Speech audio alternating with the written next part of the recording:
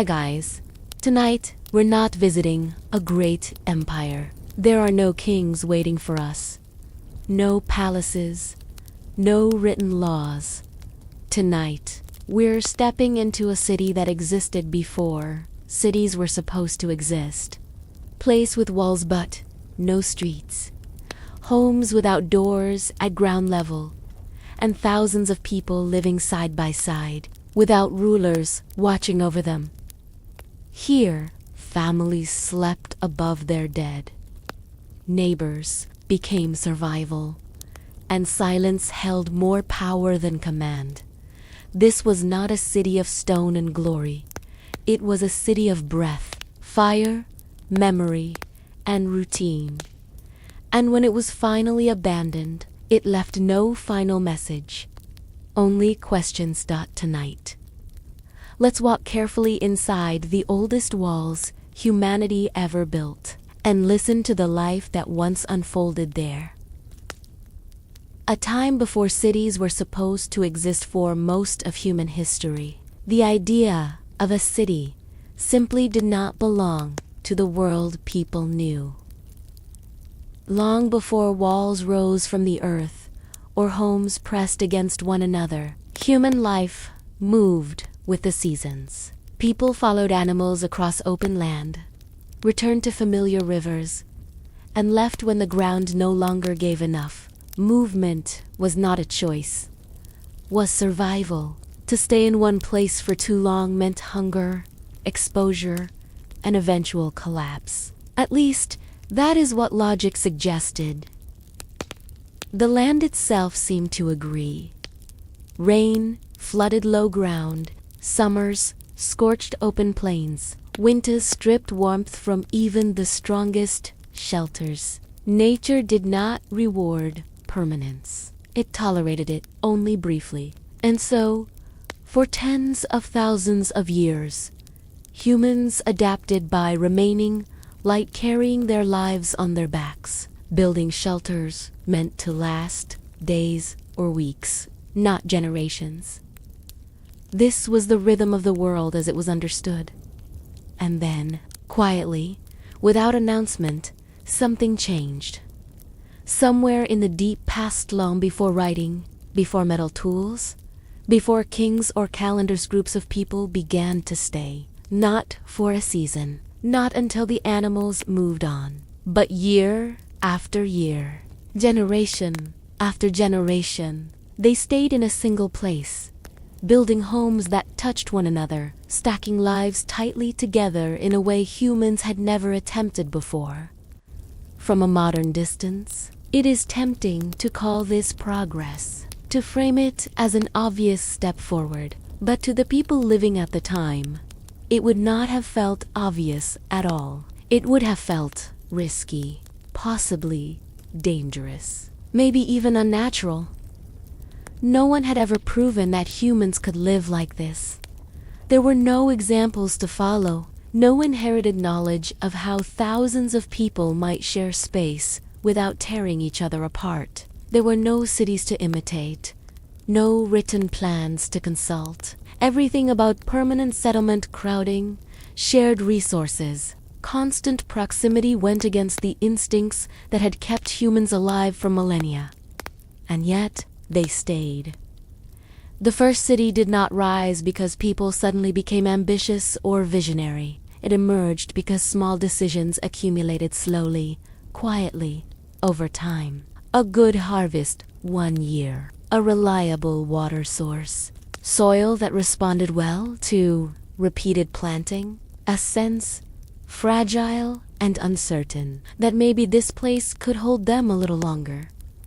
Staying one extra season did not feel revolutionary. It felt practical. Staying another year felt cautious. Staying for a lifetime changed everything. As homes multiplied, the landscape itself began to transform. Paths hardened where feet passed daily. Ash gathered where fires burned again and again. Refuse piled up instead of disappearing into distance. The land stopped resetting itself between visits. Human presence became permanent enough to leave scars. And still, there were no streets. Unlike later cities, designed with movement in mind, this early settlement grew inward. Homes pressed together tightly, walls touching walls, forming a dense block of human life. Space was precious. Every meter of earth mattered. Instead of wide roads or open plazas, rooftops became pathways. Life unfolded above ground as much as within it. From above, the city would have looked less like a place and more like a single organism, an unbroken mass of clay and earth, breathing through small openings, warmed by shared fires. Inside, rooms were small. Light entered sparingly. Smoke clung to ceilings. Walls carried the marks of daily life. Soot, fingerprints, repairs layered over repairs. These were not spaces meant to impress. They were meant to endure. What makes this moment so extraordinary is not the size of the settlement, but the decision behind it. To live this close meant accepting noise as constant, smell as unavoidable, privacy as rare. Every argument echoed. Every illness spread more is every shortage became a shared crisis. There was no distance to retreat into when tension rose, and yet somehow the city held, not because it was peaceful in the way we imagine peace today, but because its people adapted to a new kind of existence, one where survival depended less on individual movement and more on collective restraint, where learning how not to escalate conflict mattered as much as knowing how to hunt or plant. This was a world before formal rules, yet behavior was guided by something deeper than law.custom, memory.expectation. The absence of kings in this early city is not a sign of simplicity, it is a sign of something more complex. Order existed, but it did not yet wear a crown. It lived in habits, in shared routines, in the quiet understanding of boundaries that were never written down. Children were born into a world where staying was normal, where walls had always been there, where the idea of leaving might have felt as strange as the idea of remaining once had to their ancestors. For them, the city was not an experiment. It was reality, and reality shapes belief. Over time, the settlement became more than a place to live. It became a repository of memory. Beneath the floors, the dead were buried, not in distant fields, but under the very spaces where life continued, where meals were prepared, where children slept, where daily routines unfolded above those who had come before. The past was not separate here. It was literal foundation. Every rebuilt wall, every repaired hearth, layered time upon itself. Generations lived atop generations, compressing human experience into a single location. Leaving such a place would not have been simple. It meant abandoning not just shelter, but ancestry, identity, belonging. This is what makes the first city so difficult to understand from a modern point of view. It was not built with permanence in mind, yet it created permanence accidentally. It did not seek to dominate land, yet it reshaped it irrevocably. It did not begin with ambition, yet it became one of the most ambitious shifts in human behavior ever attempted. All of this happened quietly. No declaration marked the moment humans crossed from moving through the world to settling within it. No single generation could have known they were standing at the edge of something entirely new. They were simply responding to immediate needs: food, warmth, safety, without realizing those needs were guiding them toward a different kind of future. A future where humans would no longer measure time only by seasons and migrations, but by walls, neighbors, and memory embedded in place. This was a time before cities were supposed to exist, and yet one did. Not because humanity was ready, but because humanity stayed anyway. Why humans chose to stay instead of moving on. At first, staying was not a philosophy. It was not a plan. It was a hesitation. For generations, movement had been instinct. When food thinned, people left. When weather turned cruel, they followed safer ground. The landscape was not something to be shaped, it was something to be read and obeyed. Survival depended on knowing when to go. So, the decision to remain, even briefly, would have felt uncomfortable, suspicious, almost wrong. But comfort does not always announce itself loudly. Sometimes it arrives quietly, disguised as relief. A season passed, and the harvest held.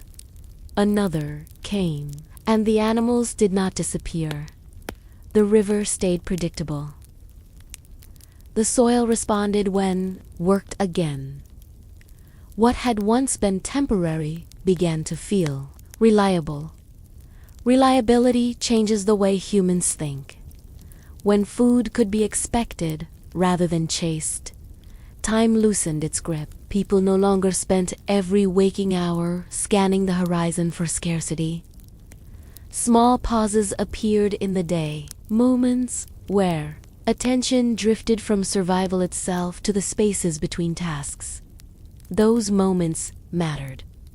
Staying allowed observation. Patterns became clearer. People noticed which seeds thrived when planted near one another, which tools lasted longer, which fires burned most efficiently. Knowledge stopped resetting with each move. It accumulated. Movement scatters memory. Staying concentrates it. Over time, the advantages of remaining in one place began to outweigh the dangers that once made permanence unthinkable. Familiarity bred efficiency. Paths no longer needed to be rediscovered. Shelters improved instead of being abandoned. Repairs replaced reconstruction. And perhaps most importantly, relationships deepened. In a mobile world, bonds were often flexible. Groups merged, split, and reformed as circumstances changed. But in a settled space, the same faces appeared day after day. Conflict could no longer be escaped by distance. Cooperation became less optional. This forced a new kind of social negotiation. People learned not just how to survive nature, but how to survive each other. The choice to stay reshaped time itself. Life became less about immediate response and more about anticipation. Decisions were made with next year in mind, not just tomorrow. Children grew up knowing the same surroundings their parents had known. Memory attached itself to place. And place, in return, began to feel like something worth protecting. Staying also changed the meaning of labor. In a mobile existence, work was often about immediacy. Hunt, gather, build, move. In a settled life, effort could be invested into things that paid off slowly. Fields took seasons to mature. Homes were improved over years. Tools were repaired instead of discarded. This long view fostered patience, but it also introduced vulnerability. Crops could fail. Stores could be depleted. Staying meant betting against uncertainty instead of outrunning it. Why take that risk? Because staying created abundance that movement rarely allowed. Food storage changed everything. When surplus could be preserved, hunger lost some of its power. Lean seasons still existed, but they no longer defined the entire year. Stability emerged not as certainty, but as probability. Probability is enough to change behavior. As people stayed. They invested emotionally as well as physically. The land was no longer a backdrop, it became part of identity. Specific fields mattered. Certain walls became familiar. Even imperfections gained meaning. Leaving such a place would have felt like loss. This emotional attachment is often overlooked when we talk about early cities. We imagine rational calculations, resources, climate, efficiency. But humans are not only rational beings. They stay because they belong. Because familiarity feels safer than the unknown, even when logic warns otherwise. Staying also brought fear closer. In a settled environment, danger did not always come from outside. It emerged from proximity. Illness spread more easily. Tension simmered longer. Mistakes could not be left behind. Yet even this carried an unexpected benefit. People learned restraint. In a world without formal punishment systems, reputation mattered. Behavior echoed. Actions lingered. Living among the same people meant being remembered for kindness, for conflict, for reliability or recklessness. Memory became social glue. This did not mean the early city was harmonious. Disagreements were inevitable, but the lack of easy escape forced solutions that movement never required. Negotiation replaced avoidance. Endurance replaced flight. Staying taught humans how to manage continuity, and continuity, once learned, became difficult to abandon. Another quiet reason humans stayed was shelter itself. As homes improved, they became more than temporary protection. Thick walls moderated heat and cold. Roofs sealed out rain more effectively. Fires burned safer indoors. Comfort appeared for the first time in human history. Comfort is persuasive. Once experienced, it is rarely surrendered willingly. Children born into this environment knew nothing else. For them, permanence was not a gamble, it was normal. The idea of carrying one's entire life across open land may have seemed unnecessary, even frightening. The city shaped their expectations before they could question them. Generational change sealed the decision to stay. What began as a cautious experiment hardened into tradition. Practices passed down not because they were proven optimal, but because they were familiar. Familiarity breeds legitimacy. Over time, staying stopped being a choice at all. It became the default. This is the quiet truth behind the first city. It did not convince people to stay through force or ideology. It simply made staying easier than leaving. And once ease took hold, momentum did the rest. Still, the city was fragile.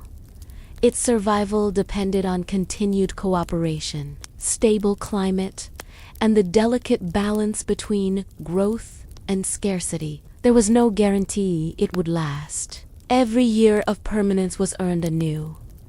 Yet humans are remarkably good at adapting to risk once it becomes routine.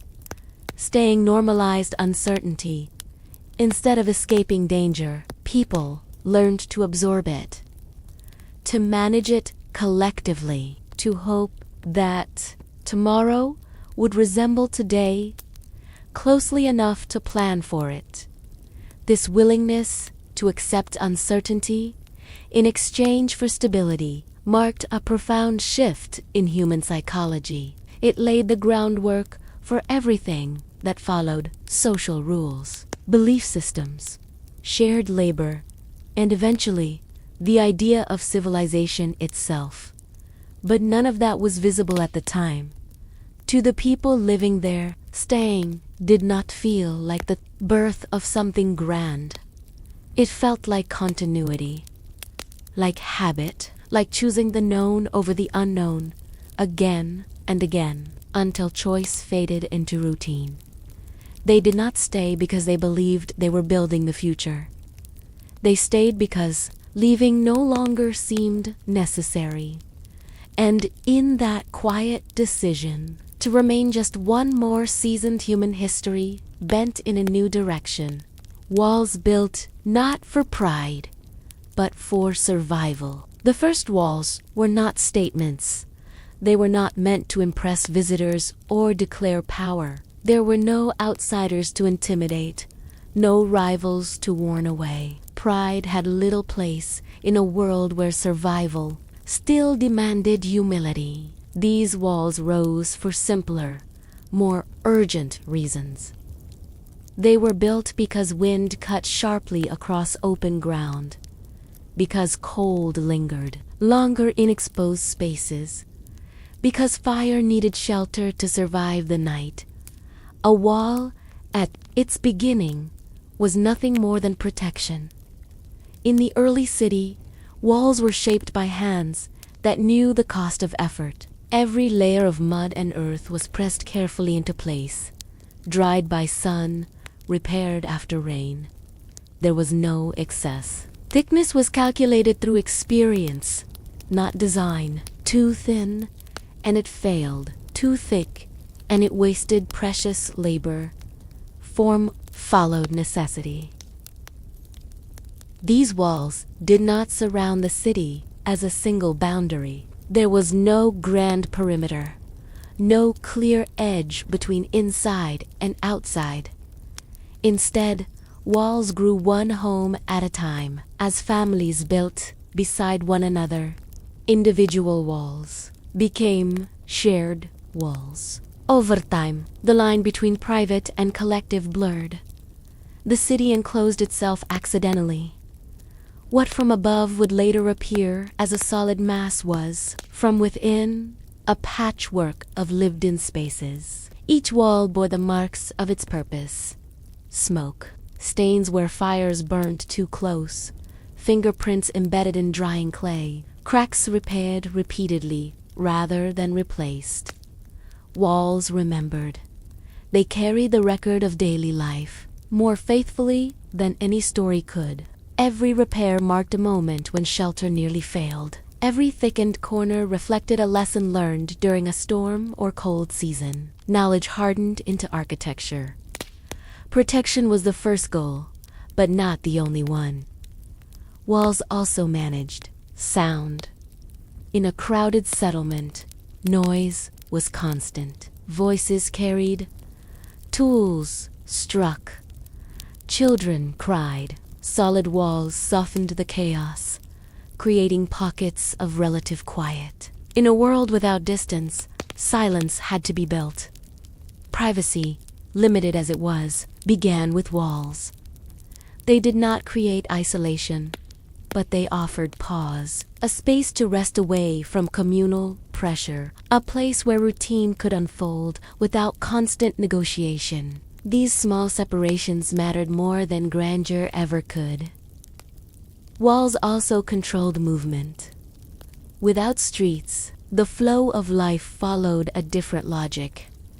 Entrances came from above. Roofs served as passageways. Ladders connected households. The absence of ground-level doors was not symbolic, it was practical.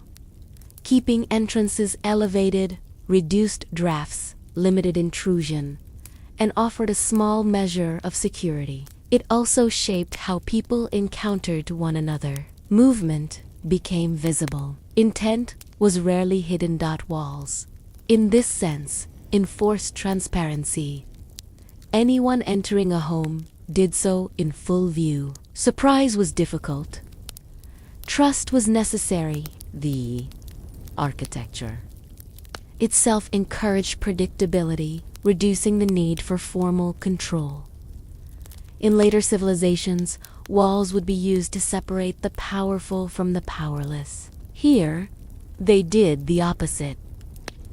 They bound lives together. Shared walls meant shared responsibility. One family's neglect affected another's shelter. Maintenance became collective by default.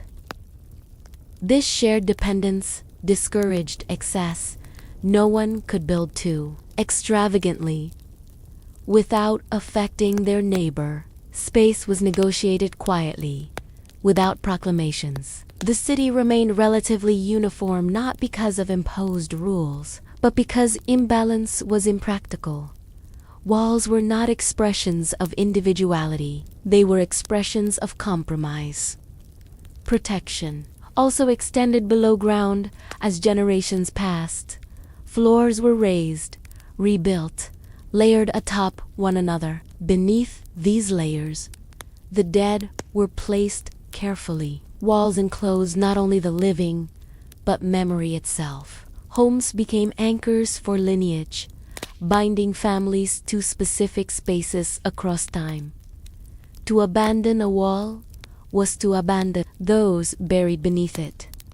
This gave walls emotional weight.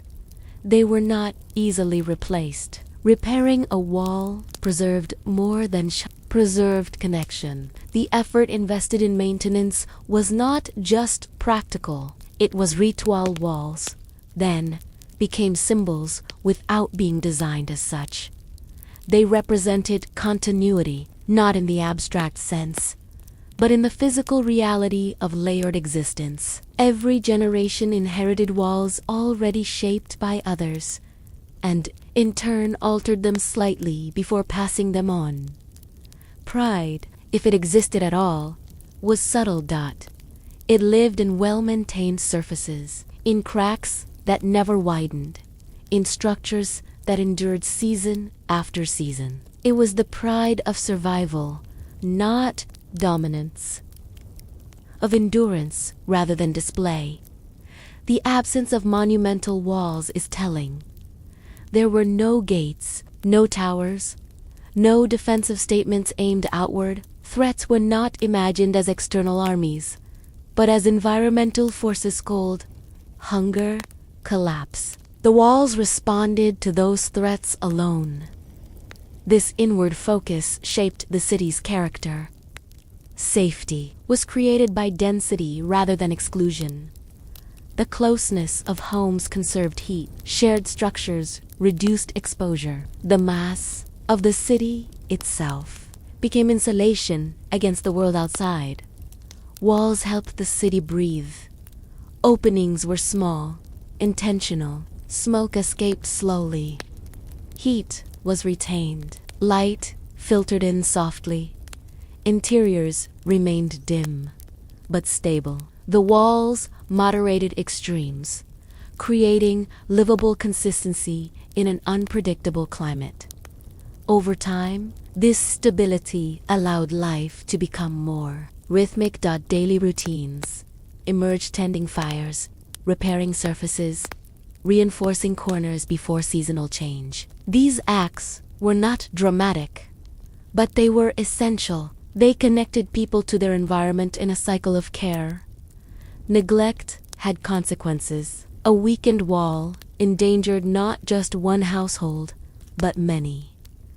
This reality fostered attentiveness. Responsibility was embedded in structure. There is a temptation to see early walls as crude or primitive, but this misunderstands their intelligence. They were adaptive, responsive, and efficient. They embodied generations of observation translated into form. No blueprint was needed. The city taught itself how to stand, and perhaps this is the most important thing walls offered: predictability. In a world still shaped by uncertainty, walls promised that some things would remain where they were, that shelter could be trusted. That effort invested today would still matter tomorrow. Predictability reduces fear. Fear reduction changes behavior. When people are less afraid of exposure and collapse, they have space to think beyond immediate survival. Walls, by holding back the elements, opened psychological room for reflection, planning, and eventually belief. But those developments lie ahead. For now, the walls stood quietly, doing what they were meant to do: holding, protecting, connecting. They did not announce the birth of civilization. They simply made life possible in a way it had not been before. They were not built for pride. They were built so people could survive another night, and then another. Homes pressed together in a world without streets. From a distance, the city did not look like a city at all.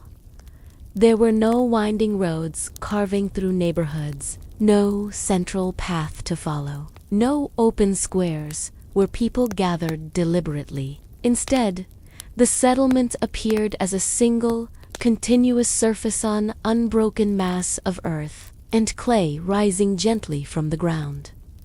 This was a city without streets. The absence of streets was not a mistake or an oversight. It was the result of slow, practical decisions made over generations. Space was limited. Protection mattered. Efficiency outweighed comfort. And so homes grew beside one another, pressing close, sharing walls until the city became dense enough to support itself. Movement did not happen between buildings. It happened across them. Rooftops served as pathways. People stepped from one home to the next, navigating the city above ground level. Ladders connected interior spaces to the outside world. Daily life unfolded on these elevated surfaces: quiet conversations, careful steps, moments of pause as individuals looked out over the clustered roofs. This elevated movement shaped how people related to one another. Encounters were rarely accidental. To cross a rooftop was to be seen. To enter a home was to make a deliberate choice. The city discouraged anonymity. Everyone's presence was visible, their movements known. In a world without streets, privacy was not achieved through distance, but through timing and restraint. Homes themselves were modest. Rooms were small, functional, and layered with purpose. There were spaces for fire, for rest, for storage. Walls enclosed warmth and shadow. Light entered sparingly, filtered through roof openings that doubled as entrances.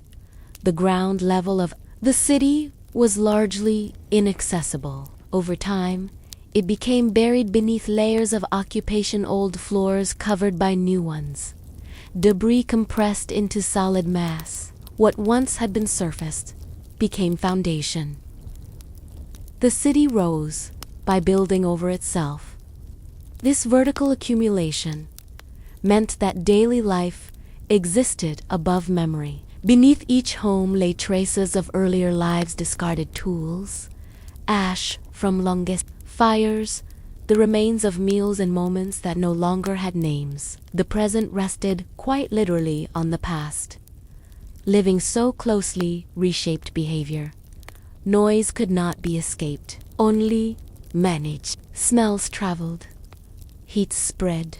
Discomfort in one home often affected another. The city demanded awareness. Individuals learned to anticipate how their actions rippled outward. Fire, in particular, required care. A careless flame could threaten many households at once. This danger fostered discipline. Fires were tended attentively. Smoke was managed deliberately. Safety depended on collective caution. In such proximity, conflict carried greater risk. Disagreements could not be easily avoided. There was no street to retreat down, no empty space to cool tempers. This reality encouraged restraint. Arguments had consequences beyond the moment. Resolution mattered. Over time, patterns emerged and spoken rules about noise, timing, shared spaces. These were not enforced by authority, but by necessity. The city functioned because people learned where not to push, Closeness also encouraged cooperation. Tasks that were difficult alone became manageable together. Repairs happened collectively. Materials were shared, knowledge spread quickly. If one household discovered a better way to reinforce a wall or improve ventilation, others noticed. Innovation traveled by observation, not instruction. Children grew up navigating rooftops with ease. For them, this layered landscape was normal. Balance, caution, and spatial awareness were learned early. Their sense of direction was vertical rather than horizontal. The city taught them how to move within constraints. Homes pressed together also altered the experience of time. In a mobile life, time was marked by travel, how far one moved, how long it took to reach the next resource. Here, time was marked by repetition. The same routes, the same surfaces, the same walls encountered daily. Repetition created familiarity. Familiarity bred memory. Specific spots on rooftops became meaningful. Certain corners were associated with conversation, with rest, with watching seasons change. The city became a map of experiences layered over space. Despite the density, life was not chaotic. The layout, though seemingly disorderly, reflected a logic rooted in adaptation. Homes expanded where possible, contracted where necessary. No single perspective controlled the pattern. Growth responded to pressure rather than design. This organic structure made the city resilient. There were no critical streets to block, no single routes whose failure would paralyze movement. The city adapted fluidly to change. Damage in one area did not halt life elsewhere. Yet this resilience came with cost. The lack of open ground limited light and airflow. Interiors remained dim. Smoke lingered. Cleanliness was an ongoing challenge. Waste management relied on habit and care rather than infrastructure. Living here required constant attention. But the benefits outweighed the discomfort. Proximity meant warmth in cold seasons, shared walls, conserved heat. The mass of the city moderated temperature, creating a stable interior environment even when conditions outside fluctuated. Safety, too, emerged from density. While there were no fortifications in the traditional sense, the absence of ground-level entrances made intrusion difficult. Movement into homes was visible and controlled. The city's layout favored those who belonged. This subtle form of security did not rely on force. It relied on familiarity. Everyone knew who belonged where. The city's design also reinforced equality. With no streets and no prominent facades, no home stood clearly above another. Differences existed, but they were muted. Wealth could not be displayed easily. Status was not architectural. Identity was expressed through participation rather than possession. In this way, the city resisted hierarchy without consciously opposing it. Its structure made extremes impractical. Balance emerged from constraint. Homes pressed together created intimacies, sometimes uncomfortable, sometimes supportive. Lives overlapped. Individual stories blended into collective rhythm. Privacy was limited, but belonging was strong. This closeness reshaped how people thought about themselves. Identity became relational. One existed not apart from neighbors, but among them. Decisions considered impact. Survival depended on cohesion, and so the city functioned not as a collection of isolated households, but as a living network of shared spaces and shared limits. World without streets required a different way of moving. of seeing, of living together. It was not designed to be beautiful. It was designed to work. And for a time, it did. Daily life in a city without kings or palaces. In this city, no one woke to the sound of trumpets.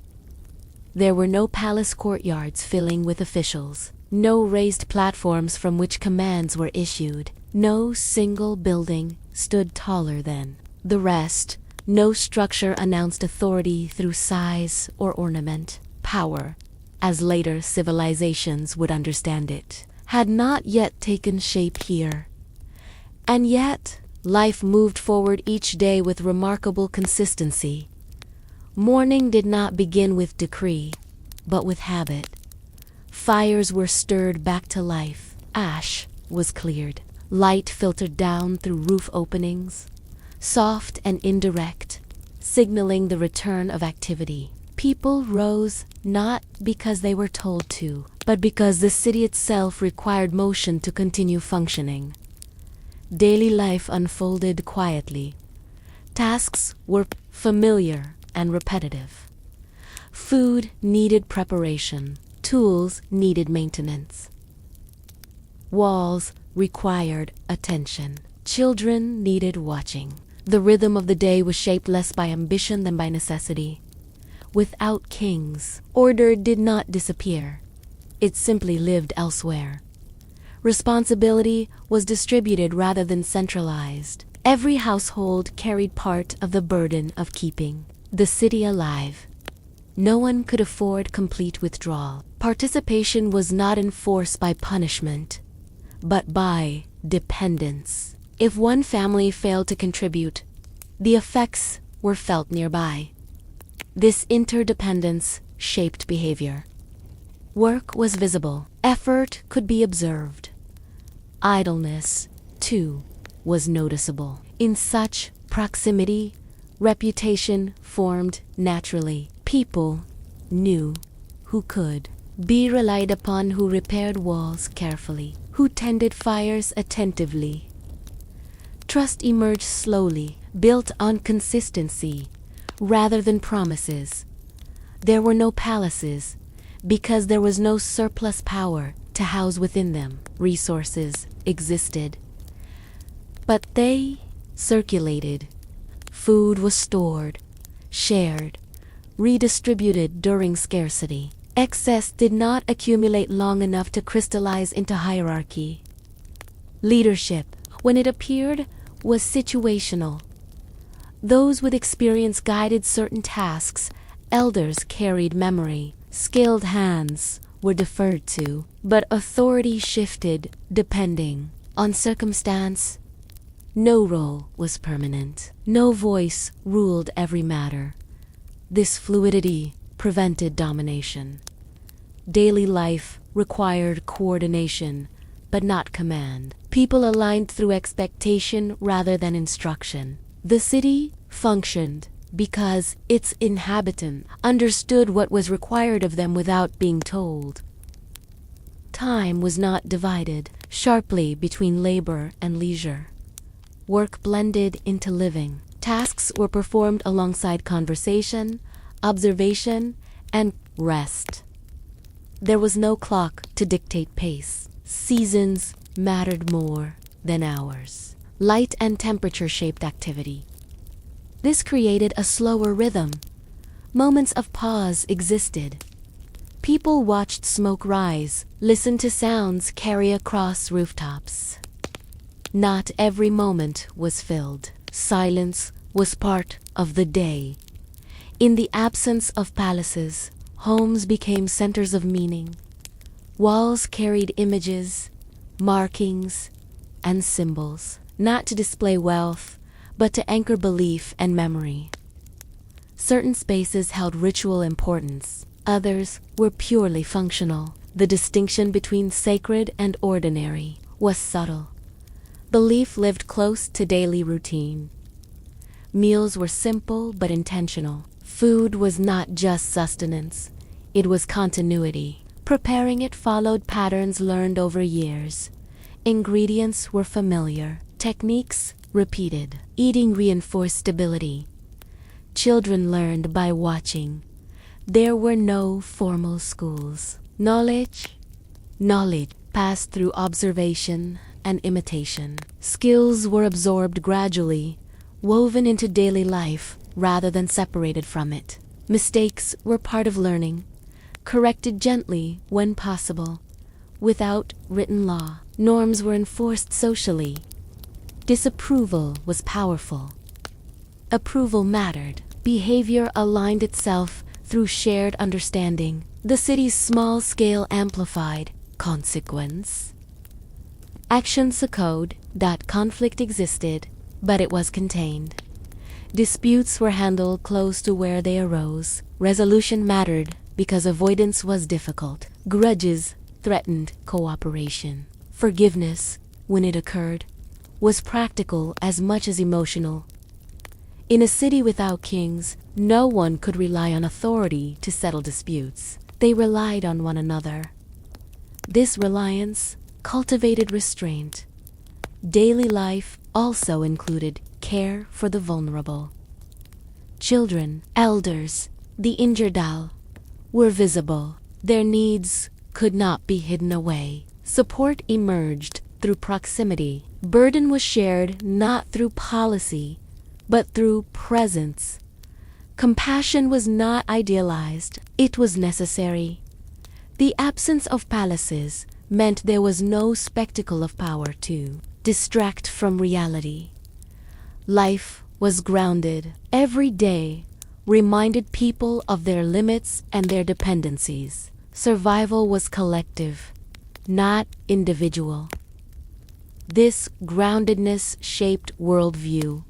People understood themselves as part of a system larger than any single person. The city was not owned. It was inhabited, maintained, endured.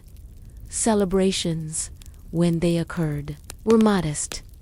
They followed cycles, harvests, seasons, moments of relief after hardship. They were not staged for display. They reinforced belonging rather than hierarchy. Music, sound, and movement existed, but they were woven into life, not elevated above it. Daily routines also included death. Loss was visible. Bodies were prepared carefully. Burials occurred beneath floors, close to life. Mourning did not remove the dead from the city. It integrated them into its structure. This proximity to death shaped perspective. Life was fragile, but it was continuous. Endings did not sever connection. Memory remained embedded in place. Without kings or palaces, meaning was not centralized. It emerged from repetition, from shared effort, from the quiet satisfaction of maintaining something that lasted beyond a single day. The city did not inspire awe through scale or grandeur. It inspired steadiness. Its success lay not in conquest or display, but in endurance. And endurance requires discipline, not imposed discipline, but internalized discipline. The kind that arises when people understand that their actions matter because others are close enough to feel them. Daily life in this city was not easy. It demanded attention, cooperation, patience, but it offered something rare in the ancient world: predictability without domination. People knew where they stood. They knew who they lived beside. They knew what tomorrow would likely ask of them. This quiet stability allowed the city to persist, longer than logic alone would have predicted. But stability, like everything else, carried within it the seeds of change. For daily life was not static. It was slowly shaping new expectations, new beliefs, new relationships, forces that would soon reach beyond routine and into deeper structures of meaning. Those changes would emerge not in palaces or thrones, but in kitchens, rooftops, and shared spaces where ordinary life unfolded. And it is there that the next chapter waits. Food, fire, and the quiet rhythm of survival. In this city, survival did not arrive in dramatic moments. There were no sudden victories, no decisive battles against hunger or cold. Survival unfolded quietly, shaped by repetition and attention. It lived in the small acts that filled each day, acts so ordinary. They rarely announced their importance. Food and fire sat at the center of everything. They were not luxuries, they were rhythms. Food began its journey long before it reached the hearth. Fields beyond the settlement demanded steady labor. Planting followed memory as much as observation. Seeds were chosen not because they promised abundance, but because they had proven reliable. Risk was avoided when possible. Consistency mattered more than yield. Harvests were modest. There was no excess to celebrate wildly, but there was enough to continue. Grain was dried, stored, protected from moisture and pests. Every portion represented future days of survival. Waste was unthinkable. Food preparation was slow and deliberate. Grinding, soaking, cooking, each step required time and care. Meals were not rushed. They were built gradually, the result of patient transformation rather than quick consumption. Eating was communal more often than solitary. Food was shared within households and beyond them. Scarcity made isolation impractical. A poor harvest for one family threatened others as well. Sharing was not charity, it was insurance. This circulation of food strengthened bonds. Fire made this circulation possible. Inside homes, hearths were tended constantly. Fire offered warmth, light, and the ability to transform raw ingredients into nourishment. It also demanded respect.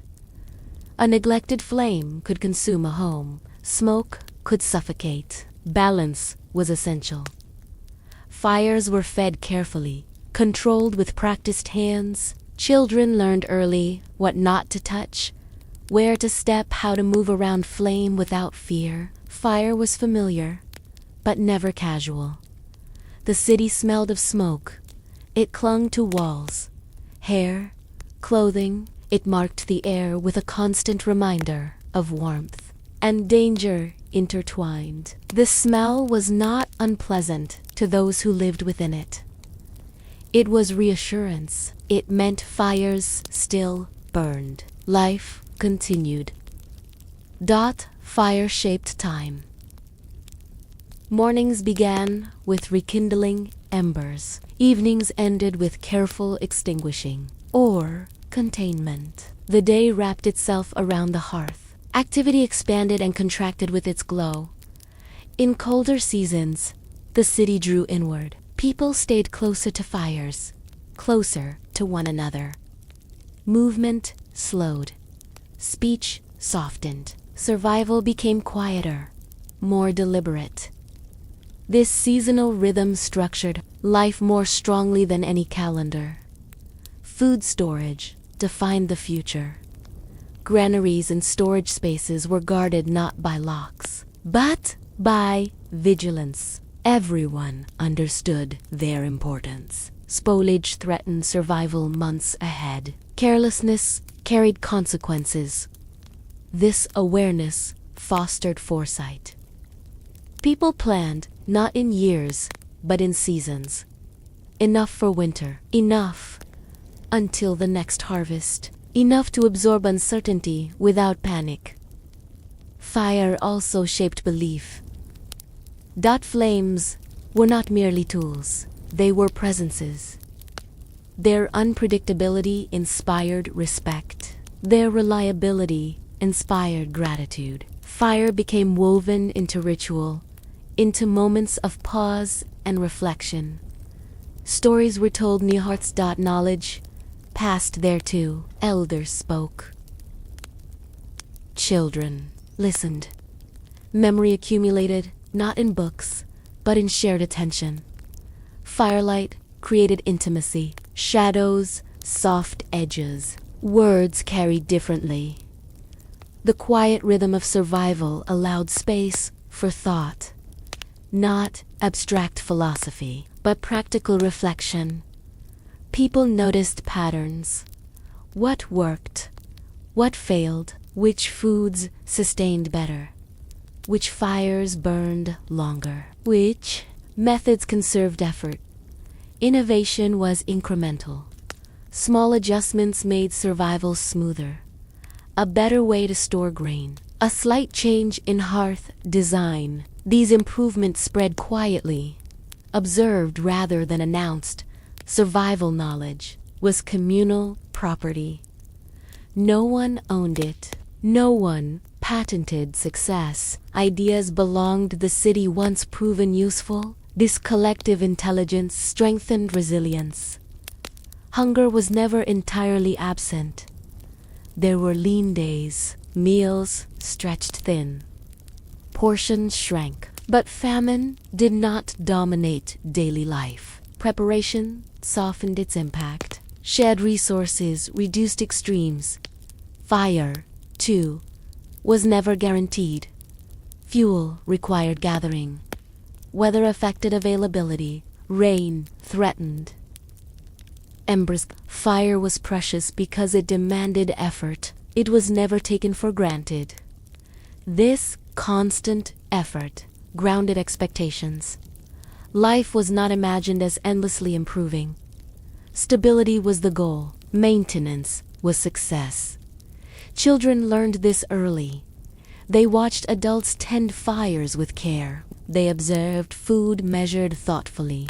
They absorbed the lesson that survival depended on attention, not force. The city's quiet, rhythm-shaped temperament.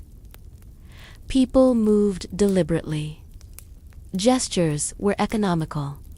Speech was measured. Excess emotion carried cost. Calmness preserved energy.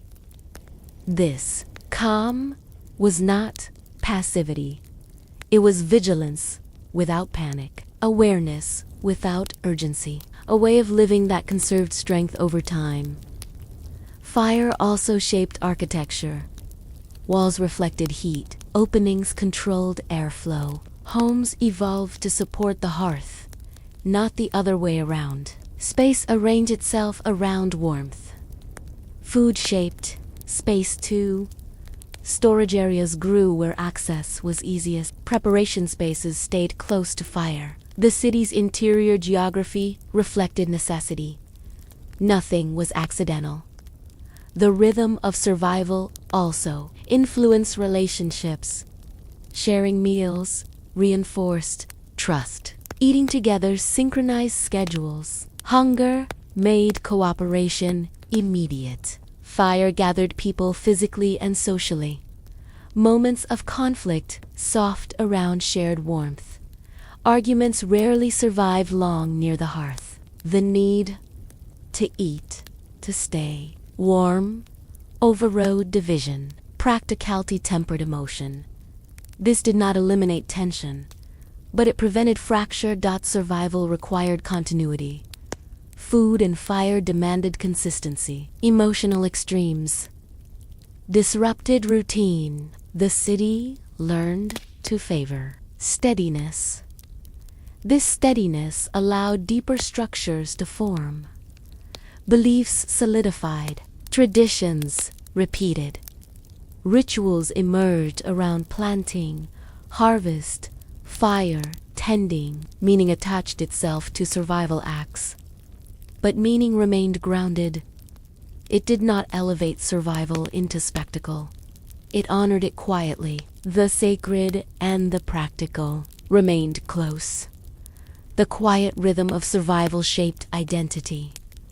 People did not see themselves as conquerors of nature. They saw themselves as participants, caretakers, negotiators with the environment rather. then masters of it. This worldview stabilized the city. It reduced risk-taking. It favored endurance over expansion. Growth remained limited, controlled. Yet this balance was delicate. Changes in climate, population, or resource availability could disrupt it. The rhythm depended on conditions remaining within narrow bounds. 4. Now it held. Food continued to be prepared. Fires continued to burn. Days followed one another with reassuring familiarity.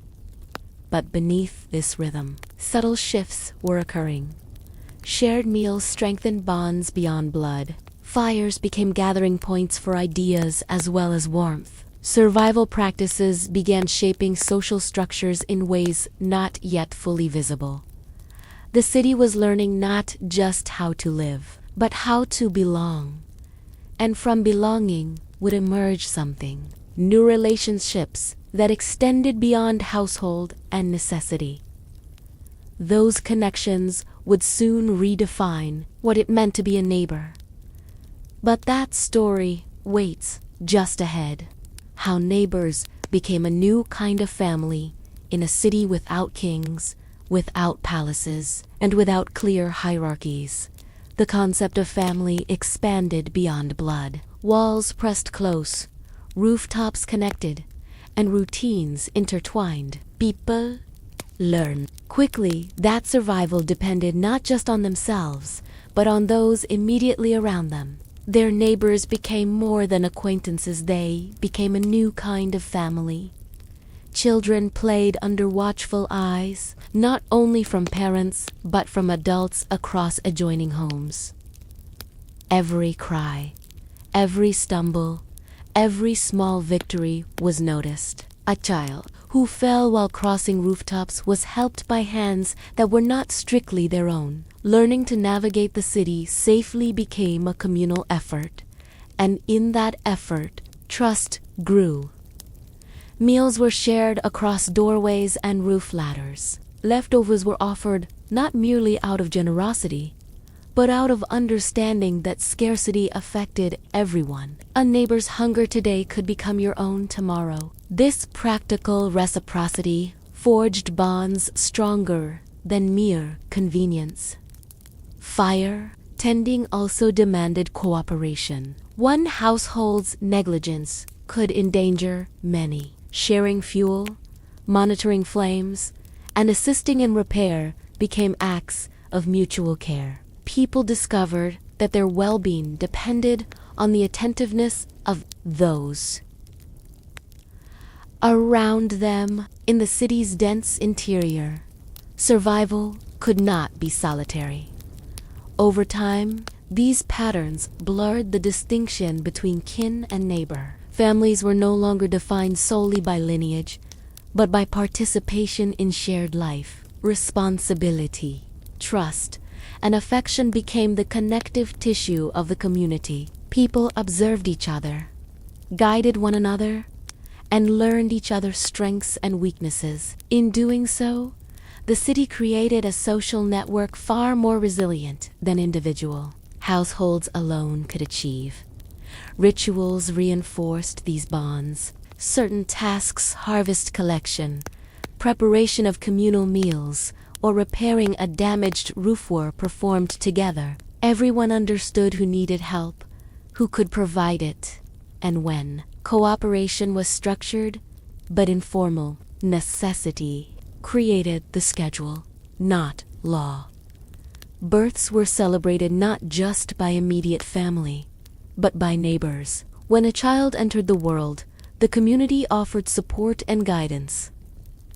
Learning did not happen in isolated households. Knowledge of tools, food preparation, fire tending, and safe navigation was passed to all children, who became collectively educated by the adults surrounding them. In this way, experience was shared, and survival became a communal skill.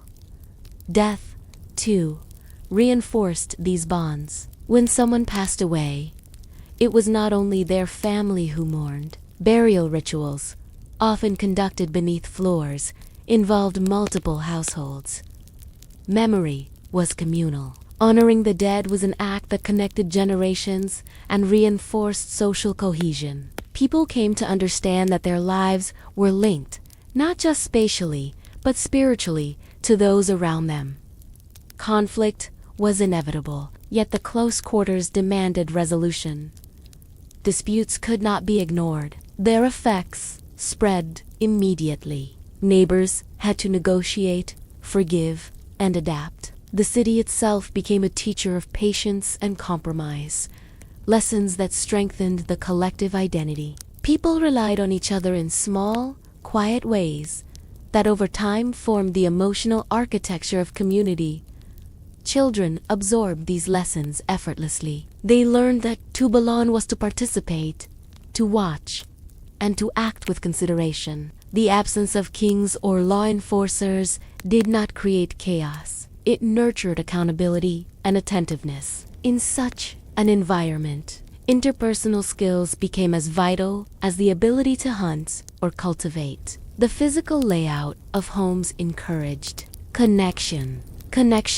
Shared walls, rooftops serving as pathways, and clustered structures created constant visibility and proximity. Privacy existed, but it was selective, carefully managed. Observing and assisting neighbors became second nature, a daily practice ingrained from the earliest age. These spatial relationships shaped social understanding, creating a city in which participation and attention were inseparable from life itself. Trust and interdependence extended into labor as well. Repairing walls, collecting water, preparing communal meals. Each task required coordination. No household could succeed entirely alone. This shared labor transformed ordinary interactions into acts of care, forging relationships stronger than bloodlines alone could sustain. The city functioned as a single organism, where every heartbeat mattered, every action had consequences, and every resident played a part.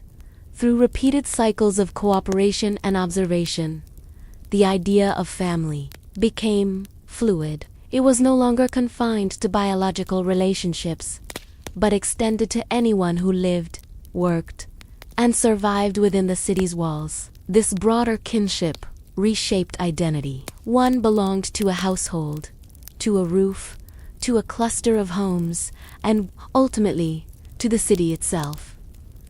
Emotional support followed practical necessity. Laughter, comfort, shared experiences, and gentle corrections circulated freely. Individuals found companionship and reassurance in neighbors because life depended on it. Bonds were tested not through formal ritual alone, but in the quiet, persistent acts of daily living, carrying water, mending walls, sharing bread. Over generations, these bonds hardened into tradition. Children grew accustomed to interdependence. They imitated the adults, internalized the lessons, and extended the network further. The city became a family of families, an intricate weave of interconnections that made survival possible. This emergent family structure was neither planned nor instructed. It arose naturally from the conditions of life density, shared risk, and the demands of survival. Yet, in its absence of formal authority, it created order. It created stability. Perhaps, more importantly, it created belonging. In this city, neighbors were not merely companions. They were caretakers, educators, mediators, and witnesses. They were guardians of memory and continuity. Without them, walls alone could not preserve life. Food alone could not sustain it. Fire alone could not ward off the cold. Only together did survival become feasible, and in doing so, the city transformed human social structures in ways that would resonate far beyond its physical existence. Through these quiet bonds, the first city nurtured resilience, empathy, and shared identity. Children raised in this network learned that living among others required attentiveness, cooperation, and care. They inherited not only shelter, but also a system of social knowledge that shaped their understanding of belonging, responsibility, and kinship. And so, what began as practical cooperation evolved into a social fabric, dense and intricate. Homes pressed together, walls shared, rooftops crossed. These physical arrangements fostered a new kind of human family. One not defined by lineage alone, but by the intertwined necessities, habits, and attentions that made survival possible in a world without rulers, without palaces, and without formal laws. This new kind of family became the heartbeat of the city. It was the glue that held walls, rooftops, and hearths together. Without it, the settlement could not have endured. With it, the city thrived quietly, patiently, generation after generation. The invisible rules that held the city together in a city without kings, palaces, or written law, order existed quietly. It was not enforced by authority, but maintained by attention, memory, and subtle expectation. These invisible rules were as real as walls, as tangible as fire. They guided behavior without being codified. Their power lay not in proclamation, but in observation and consequence. The first of these rules was awareness. Everyone lived in close quarters. Movements, habits, and actions were visible. Children were always seen. Doors were never far away, and rooftops functioned as paths where every step could be noted. Being observed encouraged careful behavior. Carelessness could endanger others. Attention became automatic. Another unspoken rule was reciprocity. In a city pressed tightly together, acts of selfishness had immediate consequences. Share food, repair walls, watch over children. Expectation was not written but understood. Those who consistently failed to contribute were noticed, remembered, and quietly adjusted by social pressure. Reciprocity was not enforced with punishment, but through practical necessity. Cooperation ensured survival. Silence and timing also became rules. In close quarters, loud or abrupt actions could disrupt life. People learned to modulate their voices, move deliberately, and respect moments of pause. Noise, like fire, had power. Careless noise threatened harmony. Observing rhythms, understanding when to act and when to wait, became an essential skill. Shared responsibility formed another layer. Tasks were interconnected. Neglect in one household could ripple across rooftops and walls. Maintaining fire, water, food storage, and repair work required participation from many. People quickly learned that consistent effort was not only practical, but morally necessary. Survival was collective, and the rules reflected this truth. Conflict resolution emerged naturally. Without formal courts, disputes could not be deferred indefinitely.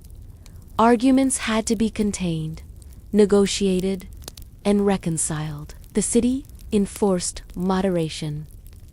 Extremes were too costly. People absorbed social norms by observation and experience. This invisible law, formed from necessity, replaced the written codes of later societies.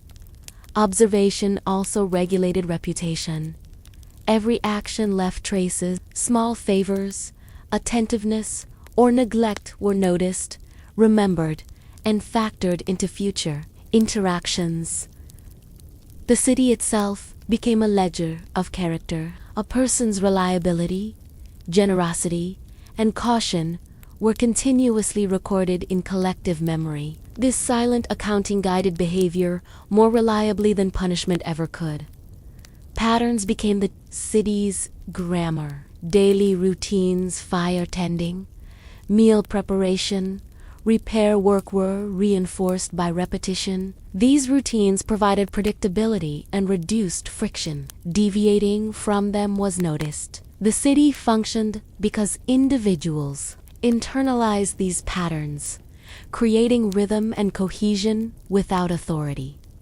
Resource management was another subtle rule. Scarcity forced careful allocation. No household could hoard excessively without social and practical consequences. Surplus food, firewood, and other essentials circulated through networks of observation and mutual understanding. Conservation and sharing became habitual. The city learned moderation not through law, but through experience.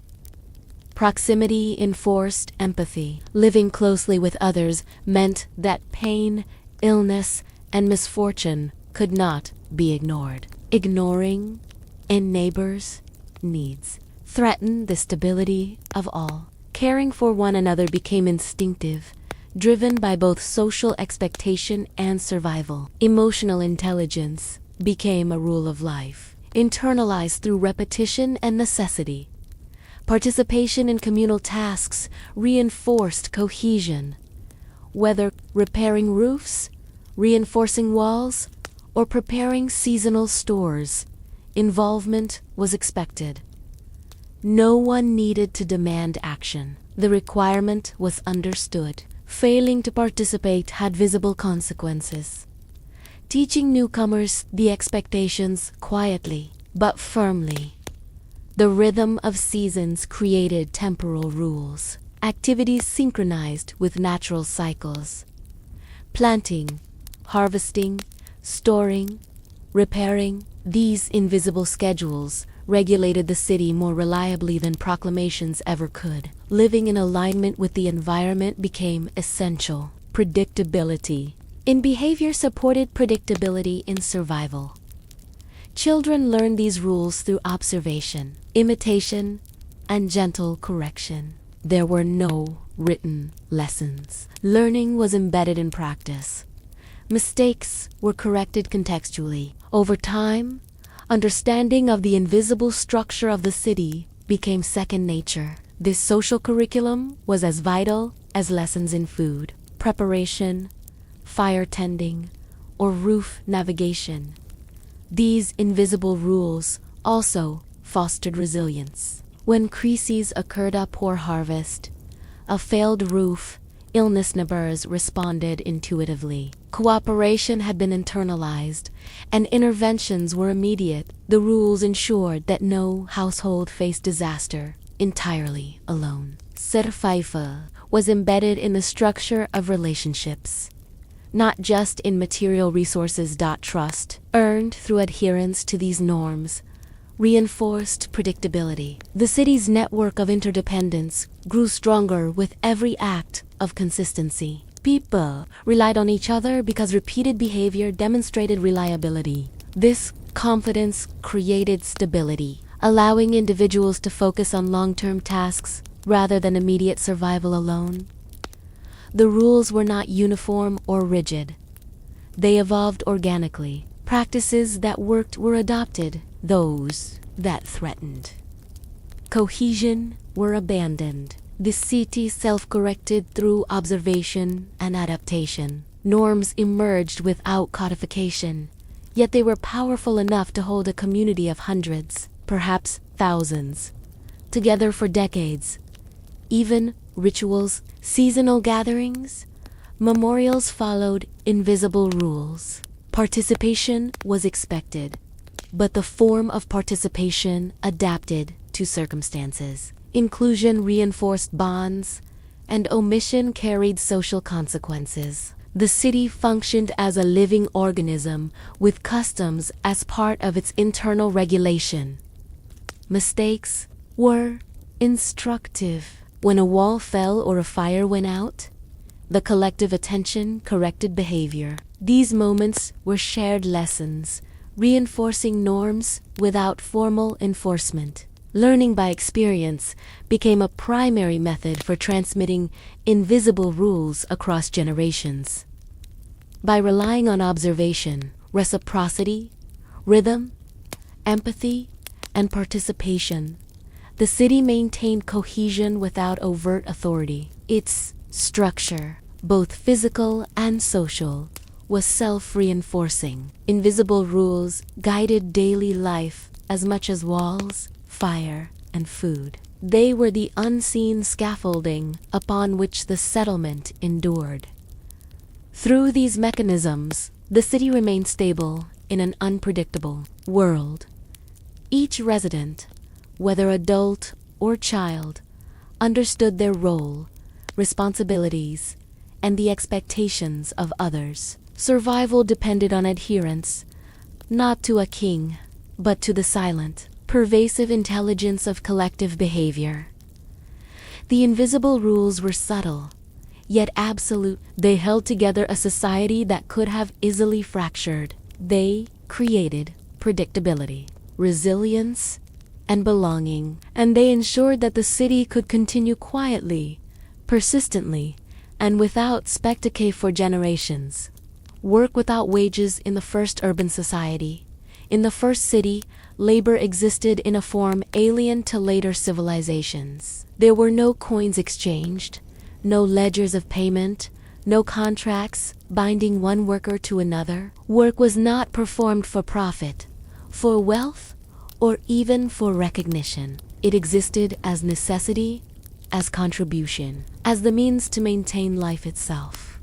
Each household, each individual, engaged in tasks that benefited more than themselves. Repairing walls was not optional. Tending fires, maintaining food stores, preparing water, all were performed without expectation of reward beyond survival. Labor became its own currency, exchanged in service to the collective. A family who repaired a wall for the neighbor gained nothing in coin, but gained assurance that their own shelter would be maintained when needed.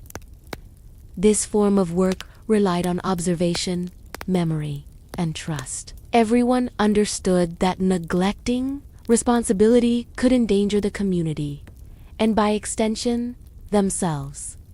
Motivation was internalized. The city required participation, and participation was the only path to continued survival. Payment, in any form, was unnecessary because reciprocity was ingrained in daily existence. Tasks were assigned fluidly. There was no hierarchy to designate roles, no overseers dictating schedules. Those most skilled in certain practices naturally took the lead, but leadership was situational, temporary, and recognized by consensus rather than decree. A person with knowledge of fire management or roof repair would act without claim to authority, simply because their expertise mattered. In the moment, work intertwined with life. Preparing food, tending children, reinforcing walls, these were not separate from living. Labor was embedded into daily rhythms, becoming almost imperceptible yet essential. A child might help grind grain while learning to navigate the rooftops. An elder might observe fire tending while telling stories. Tasks and social learning occurred together seamlessly. Even the smallest contributions were vital. Collecting water, cleaning storage pits, sweeping rooftops, these acts might seem minor, yet each reinforced the city's stability. Everyone understood their part, and everyone's absence left a noticeable gap. Participation was not voluntary. It was woven into existence. This structure created accountability without formal enforcement. People could not disappear from responsibility. Neglected consequences, not because law dictated them, but because the living system of the city demanded attention. Food might spoil, fire might falter, walls might weaken. In this environment, work without wages became work without excuse. The city's inhabitants developed subtle forms of recognition. Skill, reliability, and attention were noticed and remembered. Reputation replaced pay. Those who contributed consistently earned trust and support. In return, they received assurance that their needs would be met when emergencies arose. Cooperation became the currency, reciprocity the measure of value. Labor also had a social dimension. Tasks were often performed collectively. Roof repairs, wall maintenance, and food preparation brought multiple households together.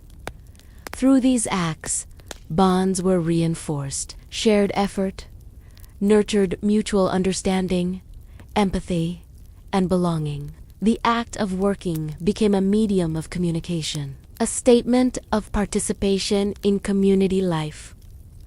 Work was seasonal as well as planting, harvesting, and storage followed natural cycles. Repairs and maintenance adjusted to the changing climate. Labor was not constant, yet it remained predictable. The city synchronized itself around these rhythms, creating stability that allowed planning and cooperation to flourish. Knowledge of when and how to act passed quietly from one generation to the next.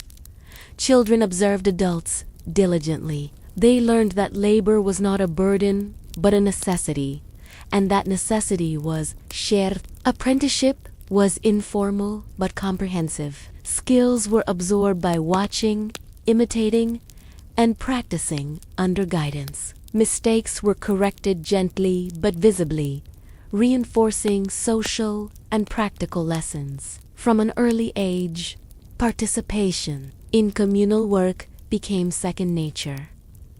Work without wages also shaped mental life. People did not perform tasks with the expectation of reward, yet they did so with purpose. Their satisfaction came from order maintained, fires burning, children fed, and walls standing.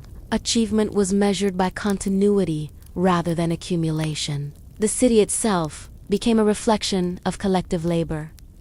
Even leisure was interwoven with work. Play, conversation, and observation often occurred alongside practical tasks. Preparing food could involve storytelling. Repairing walls could involve teaching children. Productivity and social life were inseparable. Work nurtured relationships and relationships enhanced efficiency. The two existed in a symbiotic balance.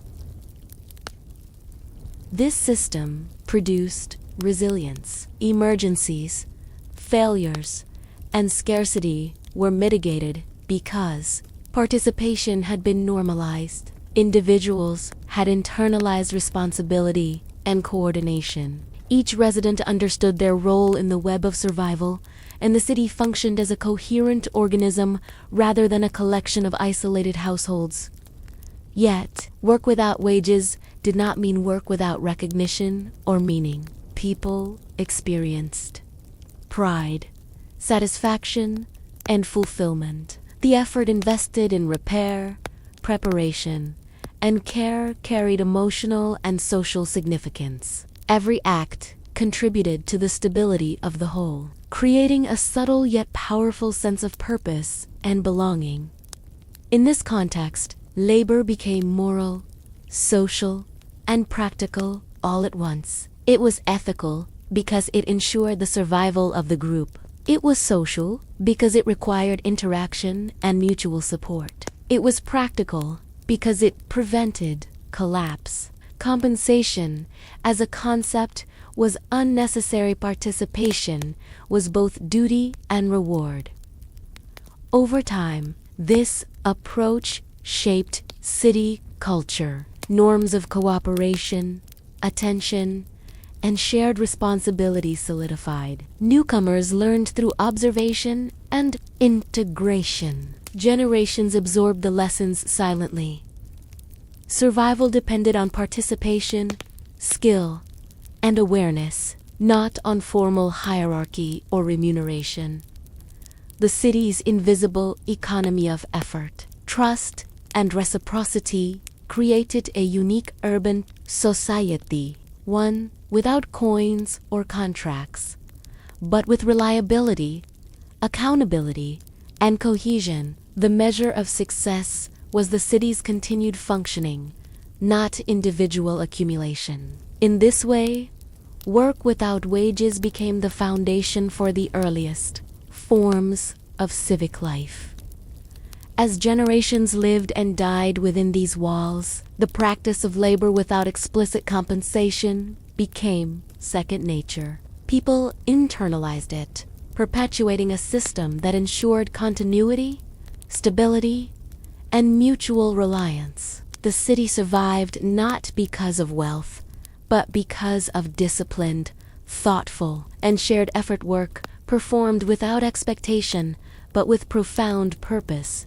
Belief systems born inside small, dark rooms, in the quiet interiors of the first city, belief began to take shape, not in grand temples, not on pedestals of stone, but in the small, dim spaces that households called home. Rooms pressed close together, walls shared, roofs crossed. The spiritual life of the city emerged in these intimate corners, where survival, observation, and reflection intertwined.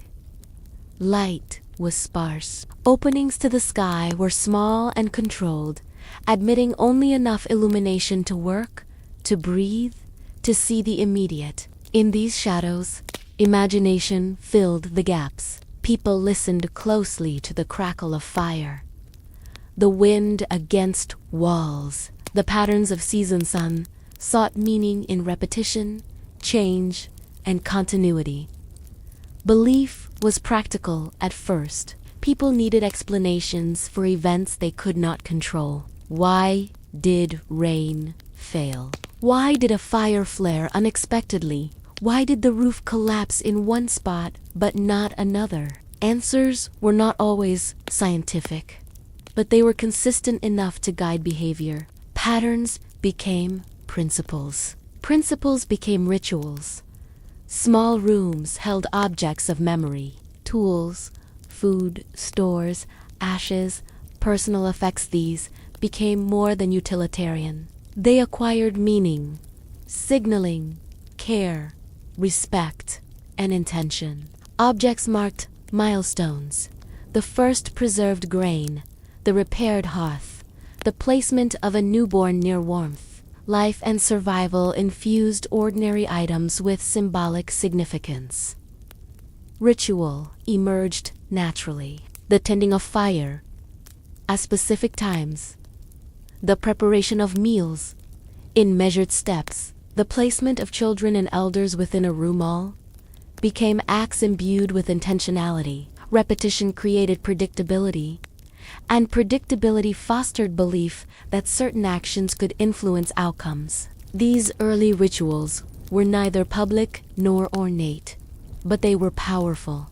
Stories circulated alongside routines. Knowledge, cautionary tales, and explanations of the natural world were told quietly, often while performing mundane tasks. Each story carried lessons, warnings, and guidance. Children absorbed them without formal instruction. Adults reinforced them with practice. These narratives created shared understanding and a framework for interpreting the unpredictable world.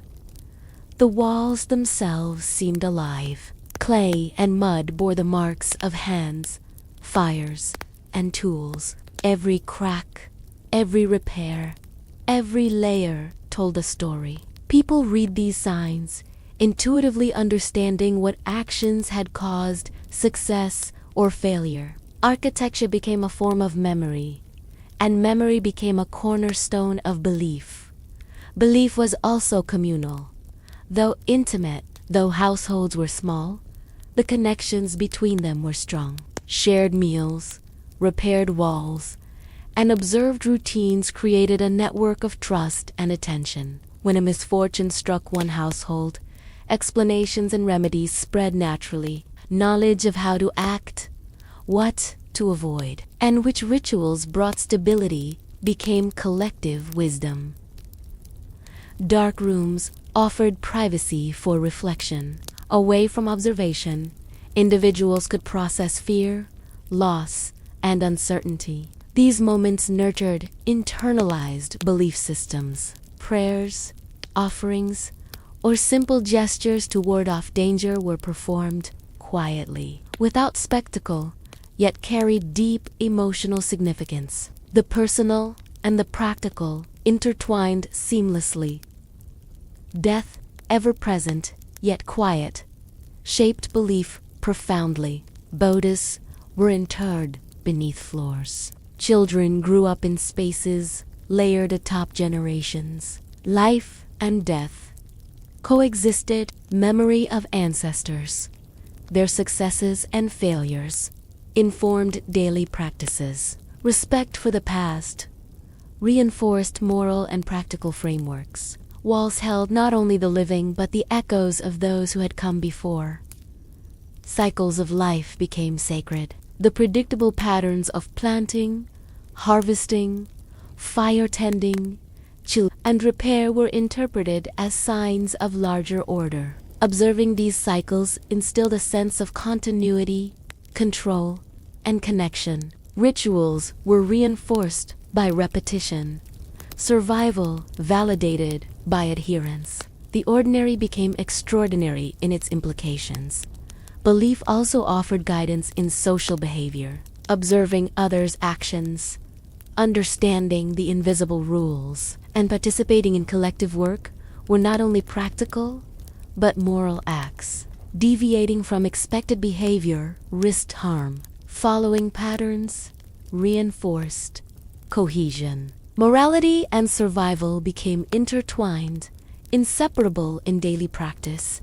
Symbols arose spontaneously. Marks on walls, arrangements of objects, repeated sequences of action all became shorthand for meaning. Some gestures, perhaps once practical, gained spiritual weight over time. A tool placed carefully near a hearth, a particular method of stacking grain, a small arrangement of ashes all, carried significance beyond immediate use. They formed a proto-language of belief. Transmission of belief was embedded in practice. Children imitated elders, learned rituals unconsciously, and absorbed narratives naturally. There was no formal teaching, yet knowledge persisted across generations. The city itself became a vessel for spiritual continuity, carrying ideas forward without writing, without authority, without codified law. The small, dark rooms cultivated reflection and introspection. In limited light, attention focused on immediate needs and subtle patterns. Individuals noticed details that might otherwise be ignored. The rhythm of smoke, the sound of water dripping, the behavior of a child. Awareness deepened, and from awareness, contemplation and belief emerged. Fire was central. Flames illuminated space, warmed bodies, and symbolized life. Their unpredictability demanded respect. The act of tending a fire became ritualized, imbued with meaning beyond survival. Fire, like walls, food, and movement, was integrated into belief. Controlling fire meant controlling life, and ritual provided a framework for understanding and respecting that power. Belief systems, though small and private, were communal in effect. The collective adherence to rhythms, routines, and rituals created stability. Individual acts of respect, observation, and care reinforced the social fabric. Faith, in this sense, was practical, moral, and social all at once. Through these small, dark rooms, the first city nurtured the earliest forms of spiritual life. It was a quiet, lived faith, rooted in daily practice and survival. No grand temples were needed. No kings decreed orthodoxy. Belief arose naturally from attention, care, observation, and necessity.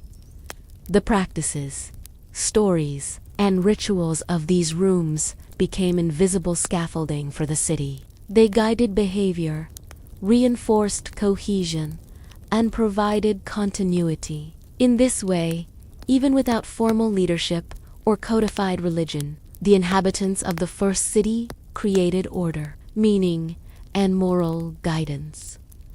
And in that quiet, dim light, surrounded by walls and hearths, life took on significance beyond mere survival. Faith, community, and understanding grew organically, shaping both individual and collective experience. These early belief systems would influence not only daily life, but the structures, relationships, and rhythms that sustained the city for generations. Death, burial, and memory beneath the floors. In the first city, death was never far away. Life unfolded in close quarters, and the boundary between the living and the dead was porous. Homes pressed tightly together, walls shared, rooftops connected, and beneath the floors, generations rested quietly, forming a silent foundation for the daily routines above. Burials did not occur in distant cemeteries. There was no sacred field, no plot marked with stone. Instead, the dead were placed beneath the floors of the homes where they had lived, worked, and raised families. Floors were layered, homes rebuilt atop older foundations, and memory accumulated literally beneath the feet of the living. Each step was both present and historical, carrying traces of the past. This practice shaped the city profoundly. Children grew up walking over ancestors, learning to navigate space while acknowledging absence. Every crack in the floor, every uneven layer, reminded them of lives that had come before. The dead were never forgotten, but integrated into the rhythm of life. Respect was built into movement, awareness, and care. The decision to bury the dead beneath homes was both practical and spiritual. Space above ground was limited, the city dense, rooftops crowded, yet the practice also reflected a profound understanding of continuity. The living remained in proximity to the dead. The dead remained part of daily experience. Life and death coexisted seamlessly. Rituals accompanied burials. Bodies were treated with care. Ashes, bones, and sometimes personal belongings were arranged thoughtfully. These acts honored the deceased, reinforced social bonds, and reinforced lessons for the living. Each burial was an acknowledgement of mortality and a commitment to ongoing life. Memory became tangible. Floors, walls, and thresholds carried traces of past lives. Small objects, embedded in the earth or under floorboards, connected generations. Children learned by touching these objects, seeing them, understanding their significance. The city itself became a library of memory, holding stories without writing, history without records. Grief was communal. When a household lost someone, neighbors participated in rituals, shared in food, and contributed to preparations. Mourning was not private. It was woven into the network of relationships that sustained the city. Support, guidance, and acknowledgement were tangible, immediate, and necessary for emotional as well as practical survival. Death also shaped spatial awareness. Certain rooms became associated with ancestors. Spaces were preserved, cleaned, and respected. Walking over layers of past lives required attentiveness. Movement was careful. Speech was mindful. Children learned early that proximity to the dead demanded awareness, restraint, and reflection. Generational continuity was embedded in daily life. Floors, marked by layers of burial, connected the past with the present. Cooking, cleaning, and repairing occurred above those who had lived before. Survival of the living depended on labor and cooperation, just as continuity honored the dead. The city's physical structure mirrored its social philosophy. Life was collective, memory was integral, and boundaries between past and present were porous. Burials beneath floors also influenced belief. Ancestors were present, silently guiding, watching, and influencing the living. Actions were informed by memory, rituals by respect. Children internalized ethical norms and social expectations by observing how the dead were treated, understanding that continuity depended on acknowledgement and care. Practical considerations shaped the architecture as well. Homes were constructed with awareness of subterranean layers. Floors were reinforced, ventilation accounted for, and weight distributed to protect both the living and the buried. Structural design reflected both care and respect, intertwining survival and memory in material form. Conflict, too, was tempered by the presence of the dead. Families and neighbors were reminded that life was fragile, continuity essential, and community bonds sacred. Disputes had to be contained. Decisions accounted not only for the present, but for the generations embedded beneath. The dead were silent witnesses, teaching restraint and perspective. Objects placed with the deceased, vessels, and personal items provided continuity of practice. These items guided the living, suggested patterns of behavior, and maintained cultural knowledge. Children learned to interpret meaning in objects, connecting practical survival with moral and social understanding.